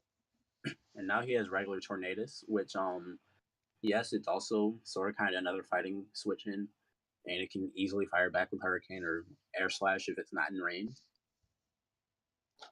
and just take out those fighting types. Yeah, yeah, that's really great for him. But I still think his team lacks the switch-ins against some spammable or some loved spam combos like Fighting Ice. You see Mm-hmm. these mixed together with like people putting up the elementary punch. It's the most common elementary punch on stuff like Mega Medicham is Ice Punch because it pairs so well with fighting. Yeah. And so you will always see these two combined, and then his team really like has to make huge plays happen to come out of that combo. Mm. And then I don't think anyone picked up Mega Medicham, but like it's sort of kind of an okay substitute with the same typing as Mega Gallade, and Phil has that, but um Austin doesn't play Phil at all, and Yeah, and Mega even Gallade. if like he has Mega Lucario to would just beans Phil's team. Yeah. Like Mega Luke just runs train on Phil's team. No, I like tell you, actually, every team that doesn't have a ghost I dislike because I like mm, my fighting switch on into a ghost. mm. Like Well, I really nearly thought every about team. picking up. I really thought about picking up a Ghost or even another fighting switch in, because like I do have a lot of pressure placed on Xerneas and Claydol and Scolipede too. Scolipede is actually a 4 times fighting resist, which I sometimes forget, but it's not really bulky. Yeah. Like there's only one team I can see where, or like, yeah, no, only one team I can see where I'm fine that it doesn't have a ghost. We will talk about that later. hmm Yeah. Uh, but every team, other team, I think everyone knows how fighting is spammed by people. Like fighting is a hmm great move to like fighting is a great type to spam. Usually, people love to do Yeah. that. There are a lot of monsters that do that with high jump kick, with close combat, with all of these like great fighting moves, and I don't see why people wouldn't just pick up a ghost. hmm Austin just does this now with Jelly Sand. He should have drafted one from the get-go, in my opinion. Then he would have had kept open the free agency for him because Austin can't make any changes with free agency anymore. Yeah, he used up all 3 of them. Like just swapping out that rain core with different mons altogether. Yeah, so if he wants to power up his team, he now has to come to other people, and well, which we saw a lot was people like Phil who used their free agency moves like early, coming up and trading with others, saying, "Hey, I want that from free agency. You want that one from me for that month, so you use your free agency on top of that." And stuff like that happens, and sometimes that's fine to do, but like if Austin wants something from free agency, he has to like really, really have to put up a great deal for others, so they are willing to put up the free agency for him because Austin can't empower his team anymore. Right. But maybe he can do some really good work. Oh Like yeah, if he definitely. decides, like if he decides he wants to, trade with literally anyone, and like if it's a mutual agreement. Oh, I can see some people like trying to trade with Austin for some Pokemon. So like Latias is a great Pokemon to trade for Infernape. I can see people wanting Thundity or like even Porygon 2.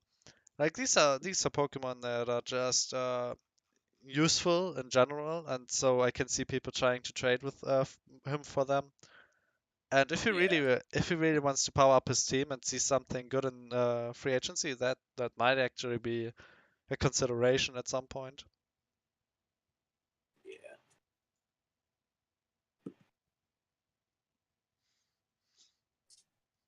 But overall, like I think Austin's really got a powerful squad. Like he's covered like a lot of his bases. Yeah.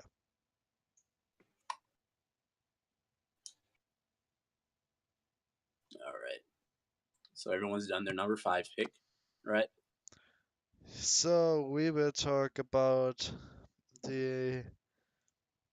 Did Shield still didn't copy the list, right? He's this guy. I Shield? have no. I think he's just gone. We lost the member. Really? Hmm. He died on us. He gone. he, My man. he was begone thoughted. Hmm. Be gone. Ah! Hey, sorry. Wait for it. Oh!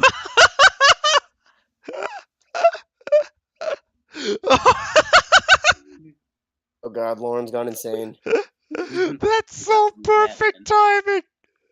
I just noticed you're not around anymore. I literally we were talking all the time about Austin's team, and I'm like, oh well, Shield still didn't drop the list, right? What a scum. Oh, And like there was no reaction, and I'm like, Shield? And then I noticed we lost you. sorry about that. I had to step away for a few. Talk to parents. All right, and Shield just made the absolute spoiler and not listening to what I said. Yeah, I Oh, love whoops. it. Well, I said you should drop the list from Austin up from eight to number five. You still didn't do that. What is wrong with Oh, you? okay. Well, let me. But wait, we already saw number four for Use Me. We can talk about that one later because we will have it later too. So Um. this is fine. But now you can copy from 8 to 4 Austin's complete list. So this is Austin's list. I'm gonna drop it right now From from 8 eight to to 4. 4. Right, you Mm. both have me on 4. Here's Ryan on 5 we talked about. 6 Edwin we will talk about now. 7 Austin, so himself, we talked about his team right now. And Pat we already talked about. And now number 4 for Kalen is Edwin, and that's why I said we will talk about Edwin now. I have to step away for just a minute again.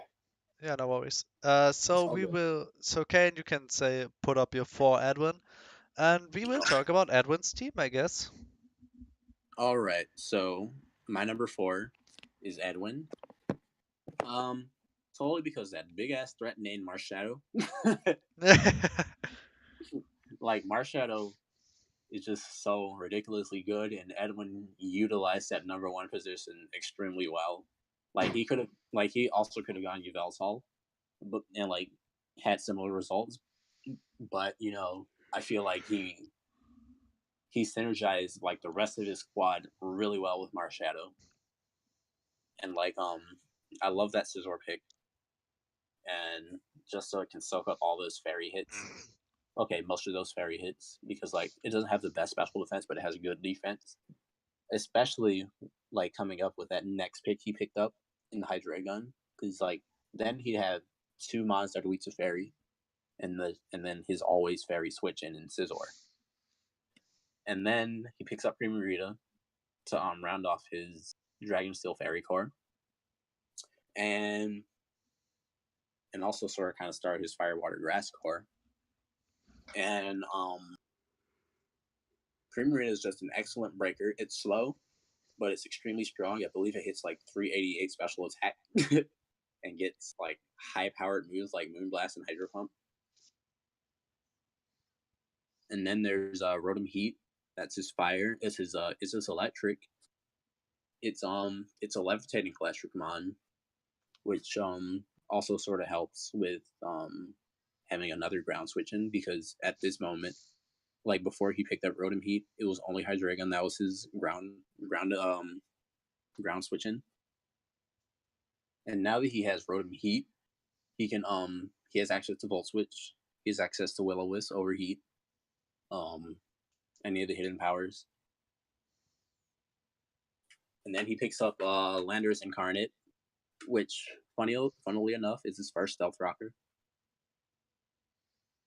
But he loves Landorus Incarnate, and now that it has access to Sheer Force with it being tier 2, like I can probably see him breaking a lot of stuff with Sheer Force boosted Earth powers and Focus Blast and Psychics and Sludge Waves.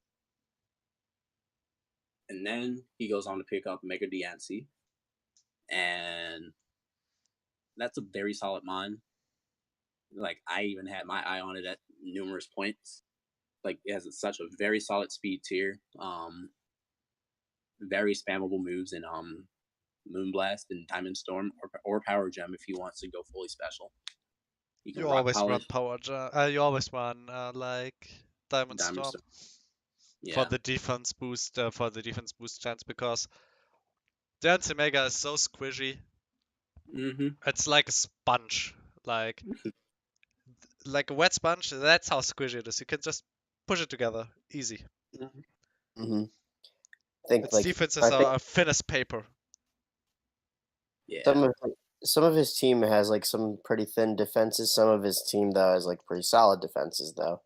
Mm-hmm. Like Scizor, for example, like can you as of late can use that curse set, or can just use band, or Yeah. can use and it just has like natural bulk to, like with a choice band to just deal pain. Like Well, a Primarina and Tentacool are bulky, the curse especially. Yeah. scissor is only on Mega because Oh, it has better defense stats all around. The normal okay. scissor is not that strong with curse, not at all. All right.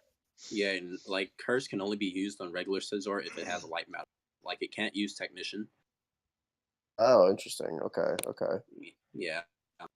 I still swept what's his face with Curse Scizor back in minors. I believe it was Linden. Probably was Linden. Yeah. It's terrible. Yeah.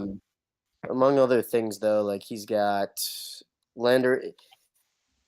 He's got Marshadow to steal stat boost along with bulk up. Like he's got Tentacruel. He's got Tentacruel on special def. Bronzong as some kind of whatever kind of defense he needs. Can we just Mm-hmm. talk about Bronzong in general real quick? I like Bronzong in draft leagues because here's the thing. How often do people use Earthquake or Earth Power against Bronzong in draft leagues? Just a rough estimate. Really, not very often. Just with Soul. Absolutely right. Basically 0 times, right? Right. Like they're usually expecting Levitate on it. Oh, and suddenly you hit it with Fire Blast, it just gets no damage from Fire Blast because it's heat proof, because the guy just fools you, because no one is going to Earthquake against Bronzong. Mm-hmm. And suddenly Just you like that. lose like 30%. 30% Fire Blast. yeah, and suddenly your Fire Blast deals 30%, and it was sitting there like, wow, this must be Salt Vest. It used Stealth Rock. It used Toxic. That's not AV.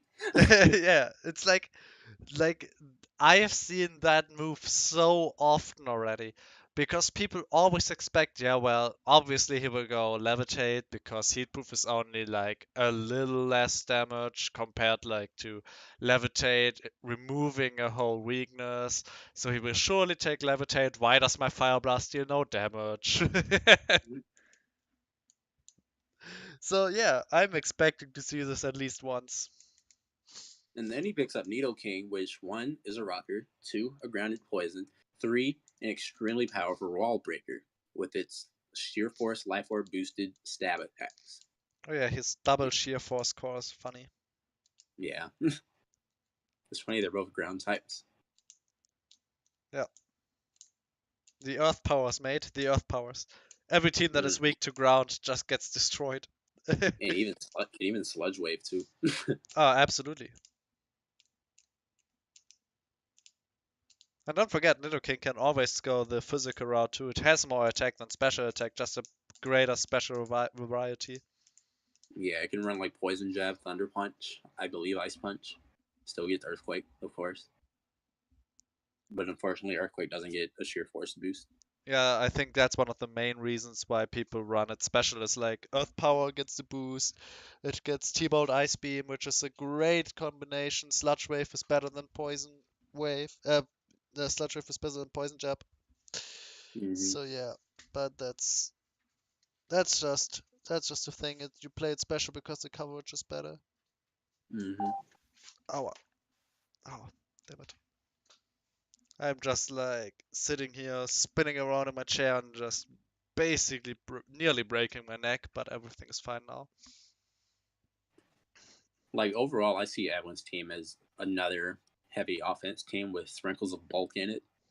Like Premier is really specially bulky, like on the special side, and Bronzong's just bulk. Tentacles on special bulk. Like his only really physically defensive mons are Scizor and Bronzong. Oh yeah. And another thing that I do kind of want to touch up on are Z-move users. One, they're both dark types. Two, I forget who it was that pointed this out, but about Zoroark, if you use the Z move, I believe the illusion goes away. Yeah, it does. I'm not okay. So that may or may not work against him.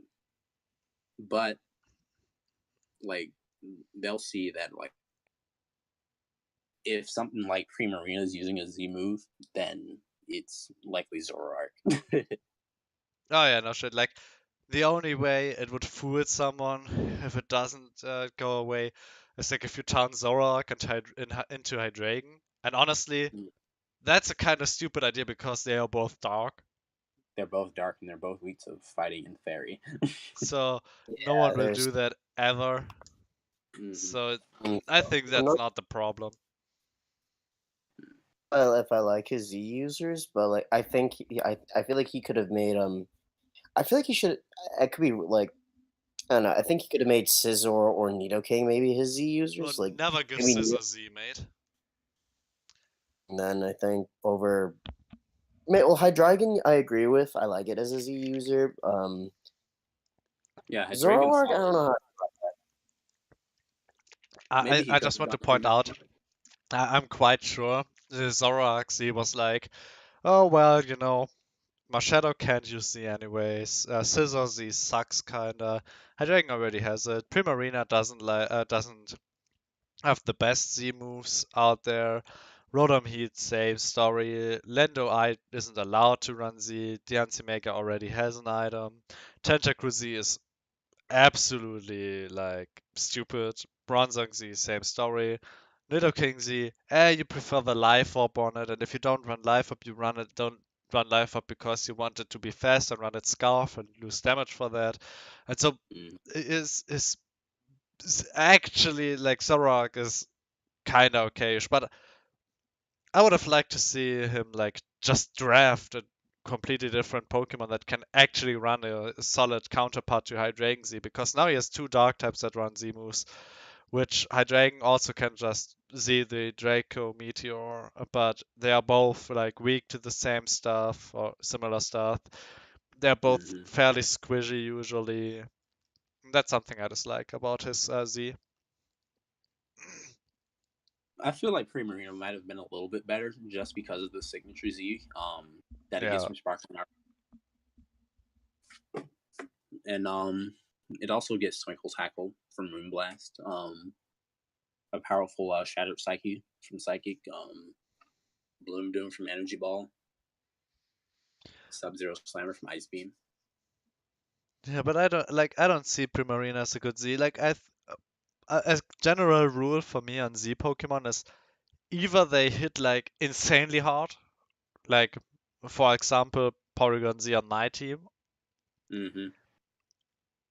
or they have to be really fast to get out the Z before your opponent does it.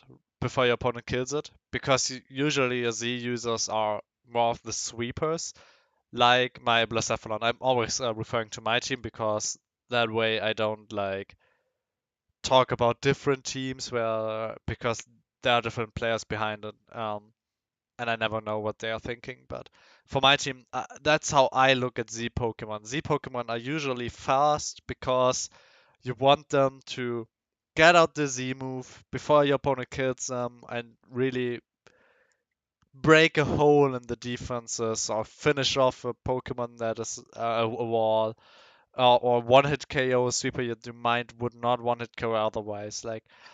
And so a slow Z move user is something I just don't like really much. Yeah, that's respectable.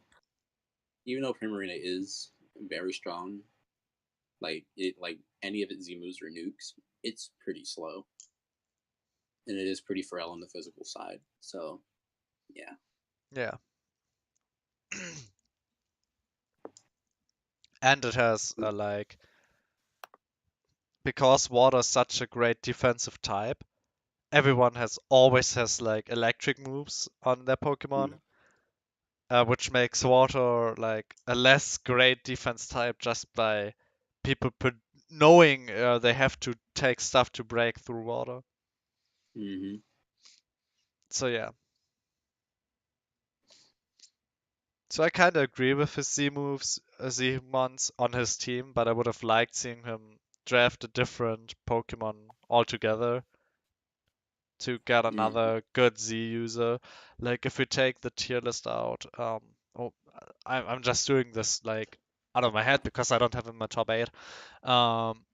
Like let's say he keeps up his draft, but like on the bottom end, like Tentacruel, Bronzong, Nidoking, Zoroark.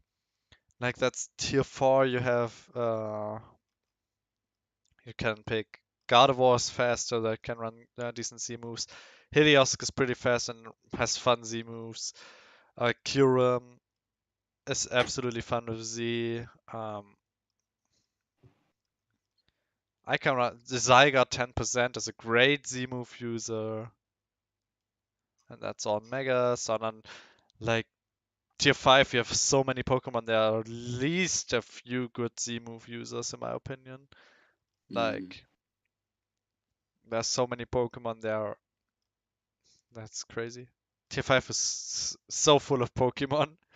I can't even go over every Pokemon that is good with Z moves, but there are a few I can see already. We just got Pat joining us. Who's joining us? Pat. Oh, the absolute scumbag that said he's listening to the Eurovision Song Contest. Because for some reason there are still people watching that. Yeah, Flygon, for example, is also a nice Z move user. Oh yeah, it is.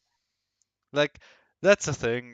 He could have gotten a stronger Z move user if he just wanted it, but now he has two Z move users that are so similar to one another that it looks redundant.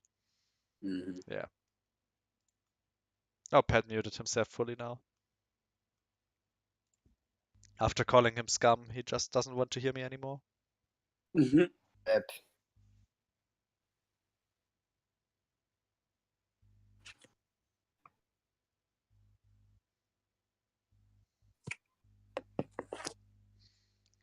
But yeah, I still Yeah. think it's an amazing draft.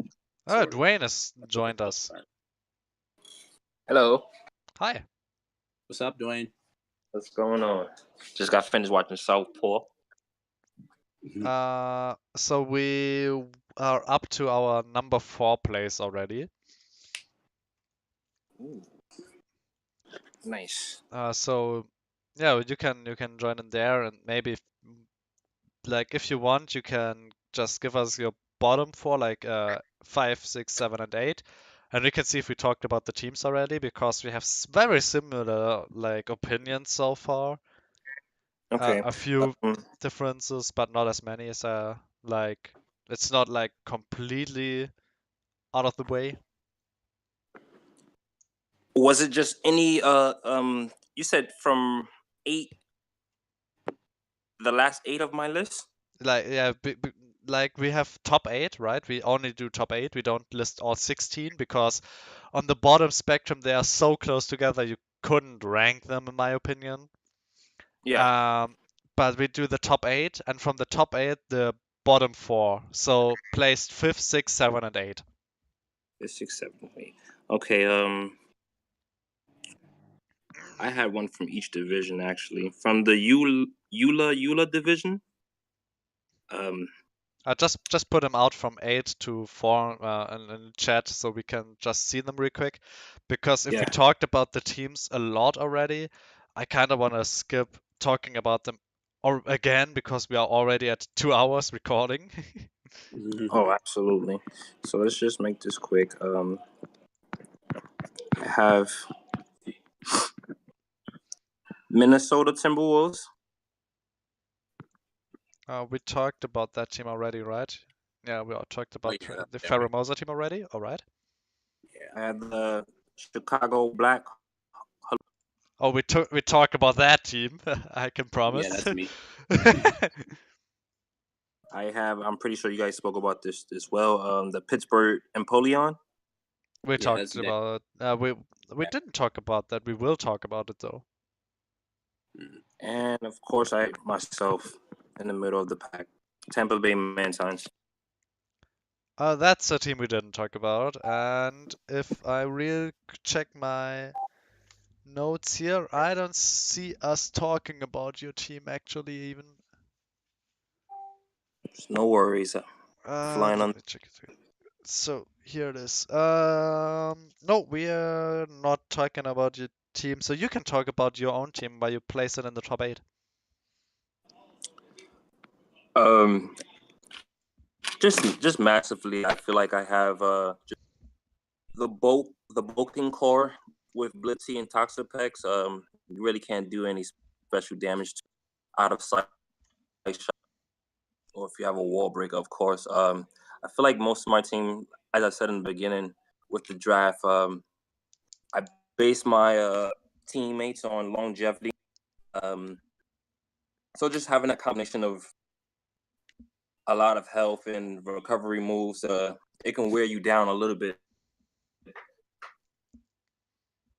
So that's pretty much it. All right. So the number 4 for Sheer was me too, but we will talk about me later. And that number 4 for Austin is me too. And my number 4 is Dank. Dang. And I already said we will talk on Shield's part about Dank because he has some even higher.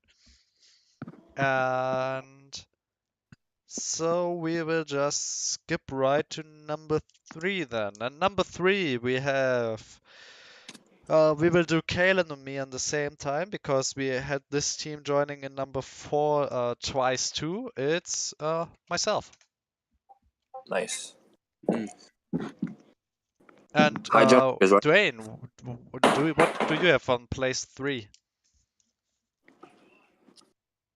Say that one more time, please.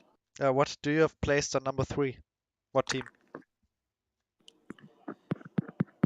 Number 3, I had. Give me seconds on my paper. The Arizona Alturias. That's a really interesting one. Even though I do like it, I do like it a lot. We don't. Neither of us have it even in the top 8. Well, let me write it down real quick. We can talk about it later. But we will talk about my team then now. Kayan, you around? Yeah, I'm around. You can type a third Lauren too. Oh, right. So. Oh no. Sorry, I dropped my phone. I see the top 3 have very like a very clear path. So the top 3 for me are very offensive teams Mm-hmm. that are all 3 very strong to take down enemy teams, to break other people, and be hard to build around because all of the Pokemon can deal a lot of damage to everything. And I see myself at the bottom of those 3. My team is the like one of the better hyper offensive teams, one of the best. Yeah, I Because it has agree. like great synergy between each other, like Mega Metagross, Greninja, Blacephalon, and Keldeo, Ductrio. They all fit together really nice on offense, and they still have a defensive backbone with especially Tangrowth, Incineroar, Blastoise, with the Fire, Water, Grass core even on that. I have my fairy, my steel, and I don't think I have a dragon. But I don't. I just Latias. like the. Oh, I even have a dragon, Latios. But I don't think I prefer a fire, water, grass core most of the times as my defense core, and then offense I just take the dark psychic fighting usually. Especially psychic and dark fit well together.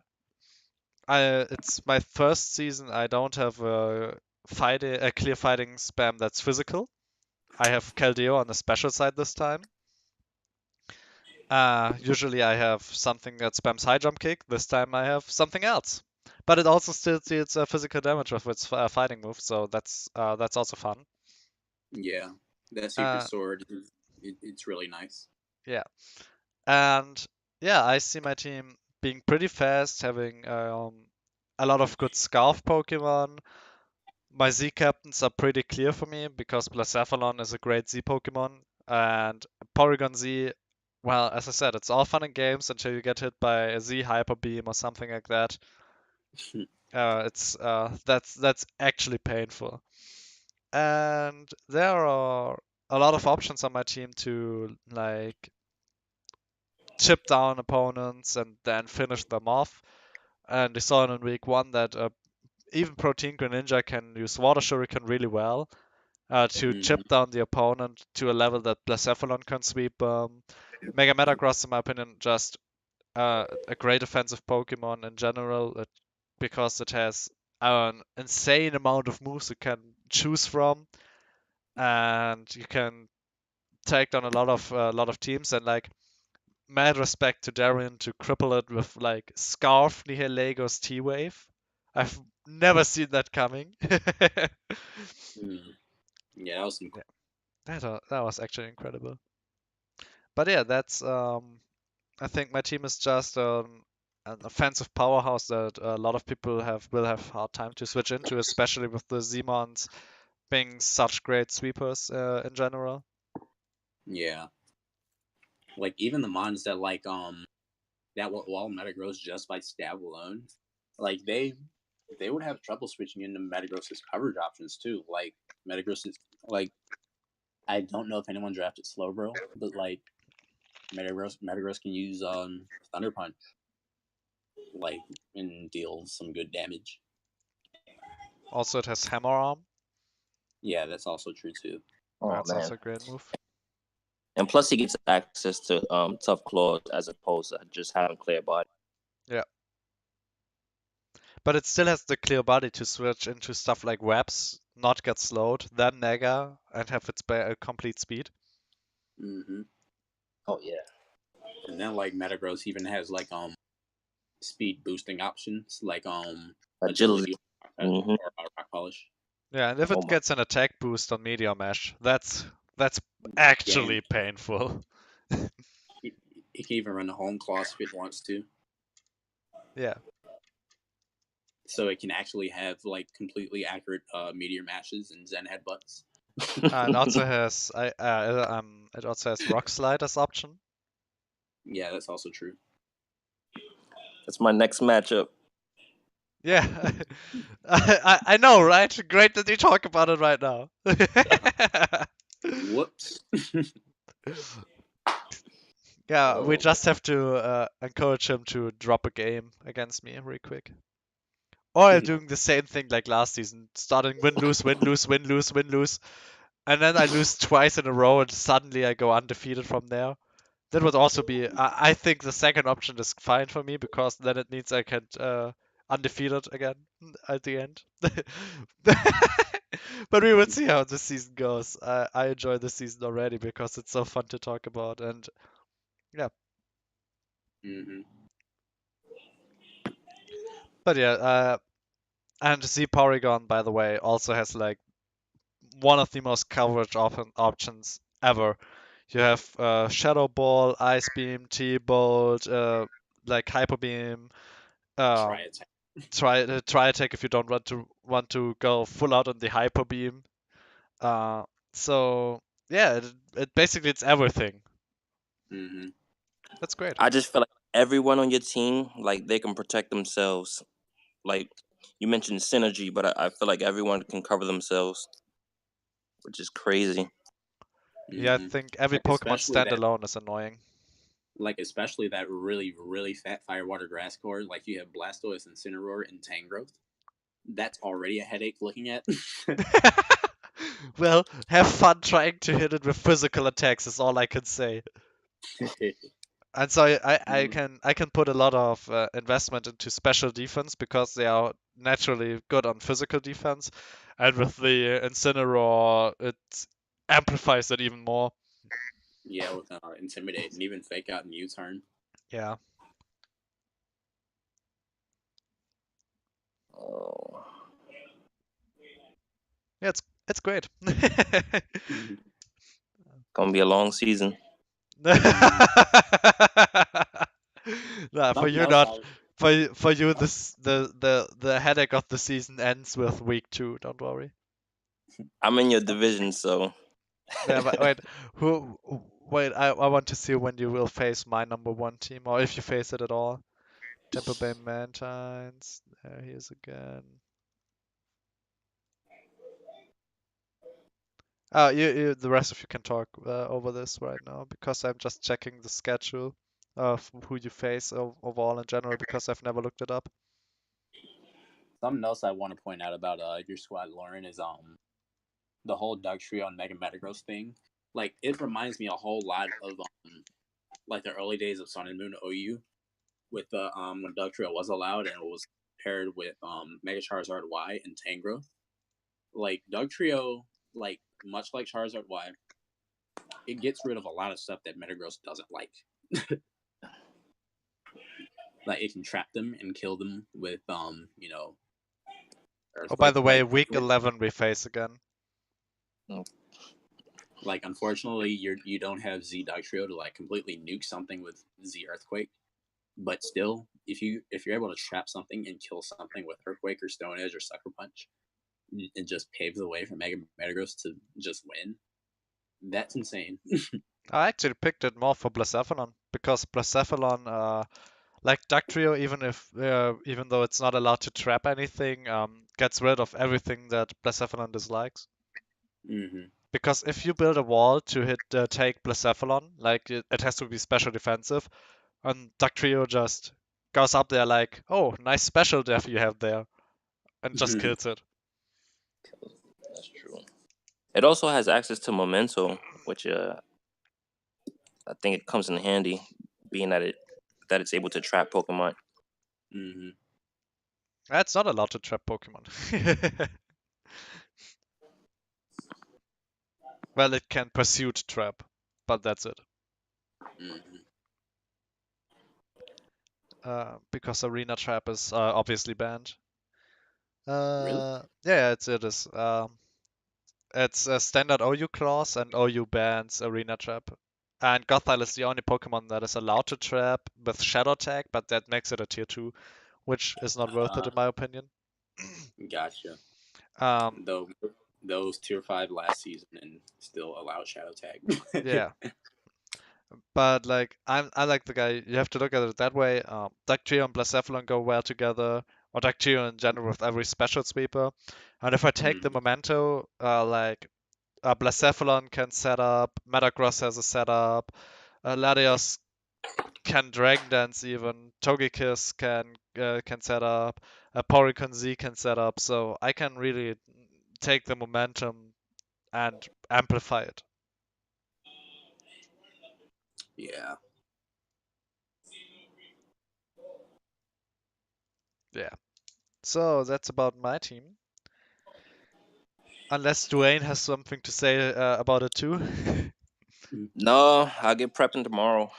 I gotta prep soonish too. Will be a fun match. I've already done some hard prepping for Pat. Oh yeah, you need that. Yeah, I know, and I got to do it twice this season. Well, if you want to have the secret tip, circuitry is really good against this team. Oh, okay. Digger Better hope speed, Pat Digger doesn't hear speed fucks it, but otherwise it's really good. that. Better not let Pat know. Oh yeah, he will definitely not listen about like what are we now? 2 hours 15 minutes. Hey guys, okay, sorry, I've been running around the house. Oh yeah, What errands? we just talked about my team. If you want Nice. to add something. Um,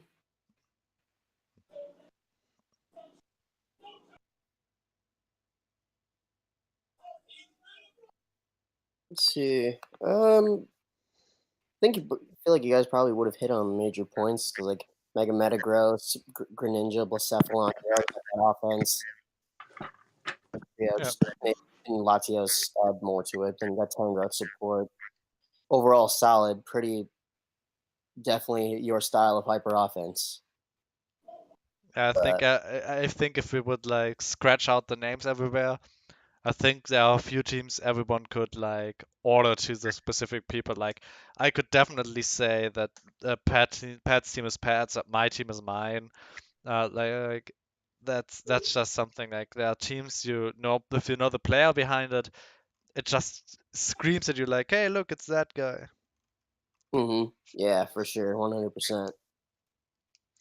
All right, and Dwayne, you have the Arizona Altarias, and now I'm actually interested in your reasoning because I don't even have in my top eight, and none of Really? us have.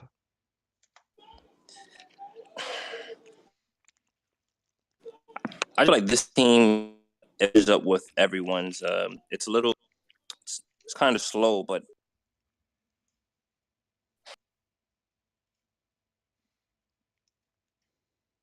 Yeah, it's actually kind of slow.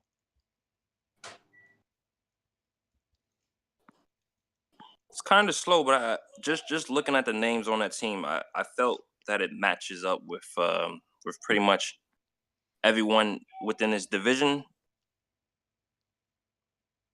and everyone else is just looking at the names.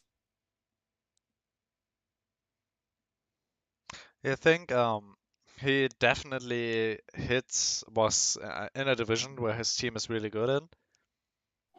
Like that's something I always say. Like there are teams that would perform absolutely overperform in other divisions, but get put down in their division they are, and here it's different. His team, I think, would struggle in other divisions more than in the division he is in because, like, especially the Mamoswine, uh, really is absolutely great in his division because it's such a powerhouse against everyone he is facing. Same with Genesect, like great Pokemon overall against everything he's facing again. And stuff like that, yeah. Yeah, But in general, I think his team is not that scary. It's alright, but there are so insane teams out there that I think his team is not is not able to put up to the challenge sometimes, well, I did unless have a you question outplay. actually. When you guys did your top 8, did you do it based off of um the Pokemon that they have, or based off the player's skill? The Pokemon, obviously, because sometimes you don't know the player behind, or like for example for Phil, right? We were shitting on his team, but he's still a great player. But his team will not make top eight for me. It's just not a good team in my opinion. Even if he gets like wins left and right with it, I still would say the team is bad. It's just his player skill. But I think you have to look at player and team in two different videos if you want to talk about players, because the player behind the team is usually like the bigger part, and but we're rating the teams, not the player. Absolutely. Yeah. I pretty much threw this team in my top 3, based off the divisions. It competes with everyone within this division. Also, I kind of looked at the Pokemon and I was just thinking to myself, the different type of his slower Pokemon, the trick room teams he can utilize, Gardevoir having her ability. It's a gimmicky team, but I see it working if it's used correctly. All right. And so, Dwayne, you can start off with your number 2 pick. My number 2 pick was the New York Charizards. The New York Charizards. That is The Mewtwo Shield. That's my man Shield. We will talk about Shield later, but let's say that much. Austin has Shield on number 2 too.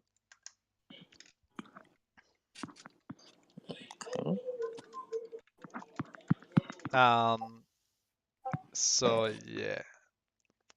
Dwayne has Shield number 2, and we have Austin has Shield number 2. Shield had Shield number 3, but as I said, we will talk about Shield later down the road. And that leaves number 2 from me and Kalen, right? Yes. Yeah. Kalen, who's our number 2 pick? Our number 2 pick, since I'm assuming it's going to be the same, Yeah. is Luigi. The 2 times finalist coming out with a team that is actually insane. No, like actually, I'm so glad I do not have to fight Luigi this season at all. Oh man, let me check if I have to face him. I hope not. If I have to face him, it's in finals because we all know he always loses finals. Wow. I mean, it's the only way I can win. In regular season, they would absolutely tear me apart. I'm betting. Luigi is Los Angeles, correct? Yeah, he's LA Yeah. Lugius. Okay. Disgusting team. Absolutely Yeah, disgusting. like it's basically like the perfect balance of offense and defense. Like he has the defensive core with like what Zapdos, Nidoqueen. Like I those two don't have to alone, face him. Whew. Saved. like those two alone are like amazing. And now like he picked up Fortress, like he dropped for Alligator for it. So like that's just another Pokemon, and then he just has like these powerhouses on top of powerhouses of fast He mons. doesn't even need any bulk, in my opinion. Jax's attack, like, Mega Low Punny, Battlebound Greninja, even though I take Protein Greninja over Battlebound Greninja because I think it's stronger, I prefer Battlebound Greninja when I can use Z on it, because then you get the Battlebound off easier. Otherwise, I think Protein in general right now is stronger, but Battlebond is still insanely strong. Mega Lopunny, we don't need to talk about it. It's a great Pokemon. Deoxys attack is great. Zygarde 50% makes a great sweeper. Lucario putting up another like fighting spam, can run physical and special, has a lot of priority. His team is fast. It has clear Whimsicott making the priority defog, the priority memento. Has still a fast Moonblast to hit stuff like the dogs and the dragons. The Zapdos is a great defensive wall that still deals a lot of damage. Chandelure is like Blacephalon Mini. It's slower, but it also hurts a lot. It has great abilities. So his team is so strong in offense. And like he picked up one of his own favorites in Scyther. And like I'm a fan of Scyther because like it's like Scizor, just faster, not steel type, and a little bit weaker. And it can sweep on its own, sort of. Like that bug flying typing really sets it back because like that just makes it overly weak to Stealth Rock for no reason. But it still gets Technician, Quick Attack, Aerial Ace, and Swords Dance, and Agility if he wants to be even faster. Yeah. And if I'm not mistaken, I know Scizor gets it, but I'm not sure if Scyther gets it. It gets Baton Pass. So it can Baton Pass like an attack boost to something. To something like, oh boy, Mega Lopunny. Yeah, passing damage to Mega Lopunny or even Deoxys attack, even worse. Funny story. I actually lost my my finals last season to that same combination. My friend he used the baton pass Scizor to Megalop and just wrecked. Man, Yeah, that's that insane. that sounds actually disgusting. That sounds like my Mega Lopunny where Phil and I faced a week one, and it got off a power punch, and suddenly nothing survives it. Actually, Mega Lopunny with its speed, actually insane. Like if you get the damage out on damage up on it, even worse. Otherwise, it's already really strong. It hurts like a truck. It's fast. It has great coverage. Its only real good switch in is Kofra Gigas, where Arizona Terriers has it. Otherwise, Mega Lopunny just tears holes in teams, and yeah, painful, very painful. In my opinion, the second best offensive team. And also, like Mega Lopunny, it's like that's a mon where if you have a ghost, it doesn't matter because of Scrappy. Yeah. Shield, by the way, has a Dank place second. You can put that down too. But we already talked about Dank's team, I think. Yeah, I can put Dank as I have Well- Dank as second. Yeah, I'll put that in.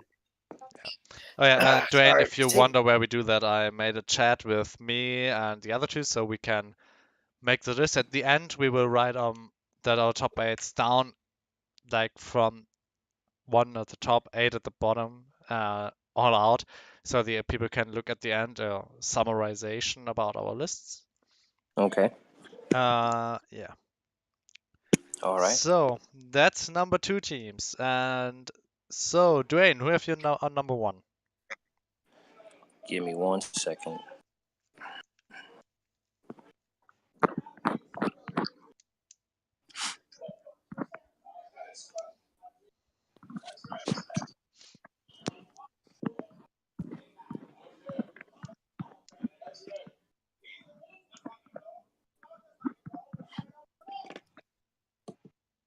I like the Venusaurs, the other Los Angeles team.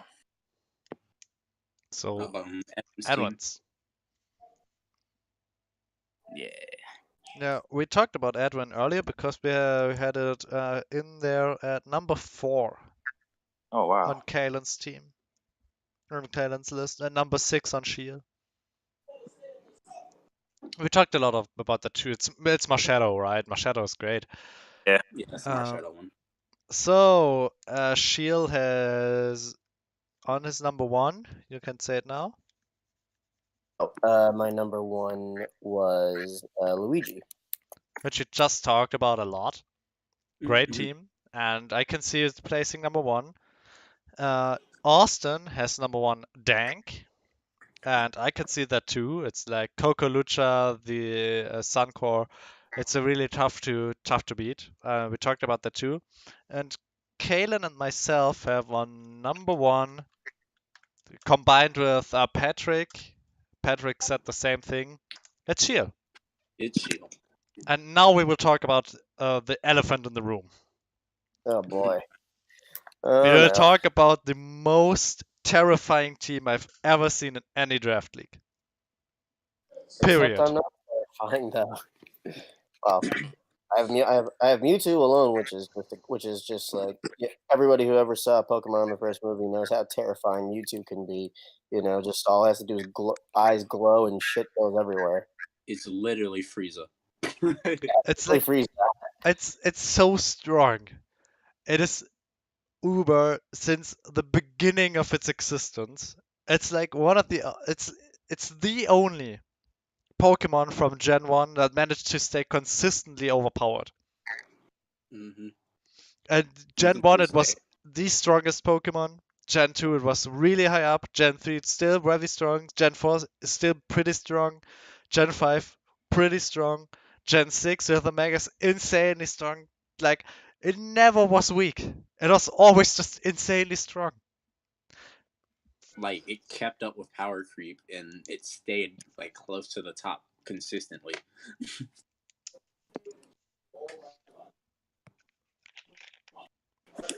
And then you have Lele to just bolster those psychics and side strikes even further. Like even dark types are shuddering, my man. Yeah, like this combination is basically either you have a dark type or don't have a switch in. Yeah. And even Just dark got types will struggle with Lele. Mm-hmm. Like the only thing off the top of my head, which really can't even it can't even handle that core really well, are other bulky psychics because of Mewtwo's coverage and Lele's Moonblast. Like if you attempt to send in something like Reuniclus, which nobody drafted, like Reuniclus isn't gonna take Shadow Ball that well or Specs Moonblast that well, you know? Yeah, absolutely. It's like Oh, if you guys want me to weigh in at any point, I can definitely do that. I was just like letting you guys take the conversation. all right. By the way, I will put out my top 8 fully now. There you have it. Oh, what did I do here? Oh yeah, now I see it. That's my 8-2-1. Would be great if you do that the same thing to you too. Yeah. Yeah, I'll do that. So and like Pat and I were talking about this team, and everyone who talked about this team sees how scary it is. It's kind of funny that the top three teams for us, like top three, top four, are all teams that made from players that made finals or were champions in the last couple seasons. Because Luigi made finals twice. I was the champion last season. She was the champion the season before that. And only the Dwayne with Edwin as his number one, not following our rules here, I guess. But the three of us, I plan to win it this year. This year. yeah, Dwayne, you gotta step up your game. You gotta win too, mate. Yeah. Yeah, I don't play Dwayne this time, so I may, unless we get to the championships, I won't get to play him. I gotta play him twice, but yeah, we would see how it goes. It's gonna be a fun season, man. Yeah. Most definitely. Since I saw that I will not face Luigi, now I only have to see if I face the most scary team in existence. Or week 1, week 2 definitely not. Week 3 I think definitely not because it's conferential. Week 5 obviously then not. Week 5, no, week 4 not. Week 5 not. Week 6 not. Week 7. No, there I have Kalen. No, Kalen, week 7. Week 8. Week 8 I filled, so I don't have to face, if I remember correctly. Only face one from them. And later down the road, if I remember correctly. Yeah, that's Austin. And then I have to face Tampa Bay Mantines, and then last but not least, then no, I don't have to face. I don't have to face the two teams I rate higher than my own, so I'm happy. Alrighty. Want to keep going because we're right at the. We don't want to keep you on this for too long. It's probably like what 12:30, 1 o'clock there right now. It's 0:30 right now. Gotcha. Yeah. But Yeah. I slept like 20 hours today because I was sick in the middle of the day. So yeah, I'm still pretty awake. Oh, okay. All right, no worries. As long as you're still good. Where did you leave off on mine? Yeah, I just said it's like way too scary to even catch everything that is going on here. The only thing I pointed out last time too is you basically don't want to scarf your Pokemon most of the time, and so you're vulnerable to good Scarfmons. That's true. There's a few. Some of the speed gaps are a little odd on mine. And so like that is like, but I'll have to play it week by week, seeing who I outspeed. Like if you like put me next to like if you're looking at the doc right now, you put me next to Phil's team. Like except for maybe Galvantula, like I outspeed everything pretty cleanly, like with or without scarves. And so like in his fastest that I see on here, but its natural speed is That Lycanroc Dusk, maybe. and Gallade are both have 350 speed. Yeah. And Lycanroc Dusk, I think. Well, I mean, probably will has rock polish access, but Gallade, I mean, doesn't have this. So he's gonna be really since I have to face Phil twice, like he's gonna be relying on webs.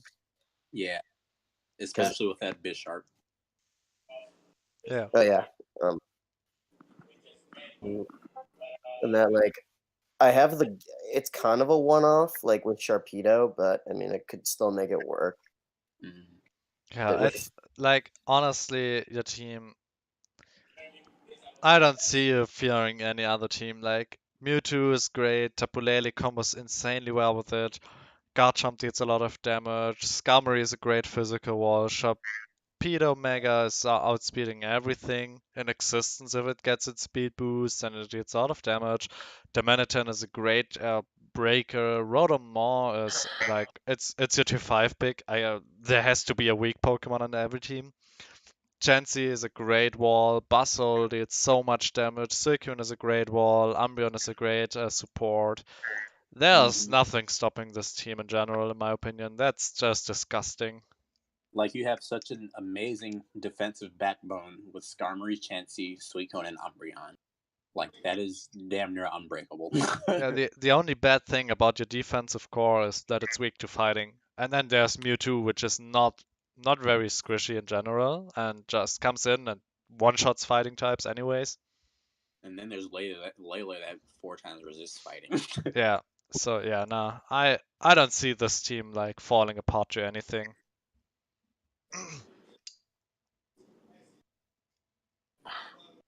And that behind a player who's like already has won one time, that's scary.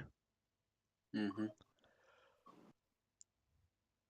Yeah, but it still makes me nervous given my competition, and like everyone, and that also like in the previous season, like it also would make like people be able to like be paying attention to my matches, so they would know like look for my play style, look for any flaws in my gameplay, see any spammable weaknesses they put. Like a player like Ryan, for example, has been able to do that. Like he took note of like some of my matches and saw like what I could do versus what I couldn't do. So like even though I may have the tools that like are terrifying on paper, like we'll see how everyone else plans for them, and if I don't get caught up and like getting destroyed. I mean, honestly, if you get destroyed with that team, that would be awkward for me to think about even. I don't see that happen. Like even a player like Ryan, who's very creative and has a pretty damn good team, I'd he really has go to ahead. bend over backwards to actually have stuff to get done with your team.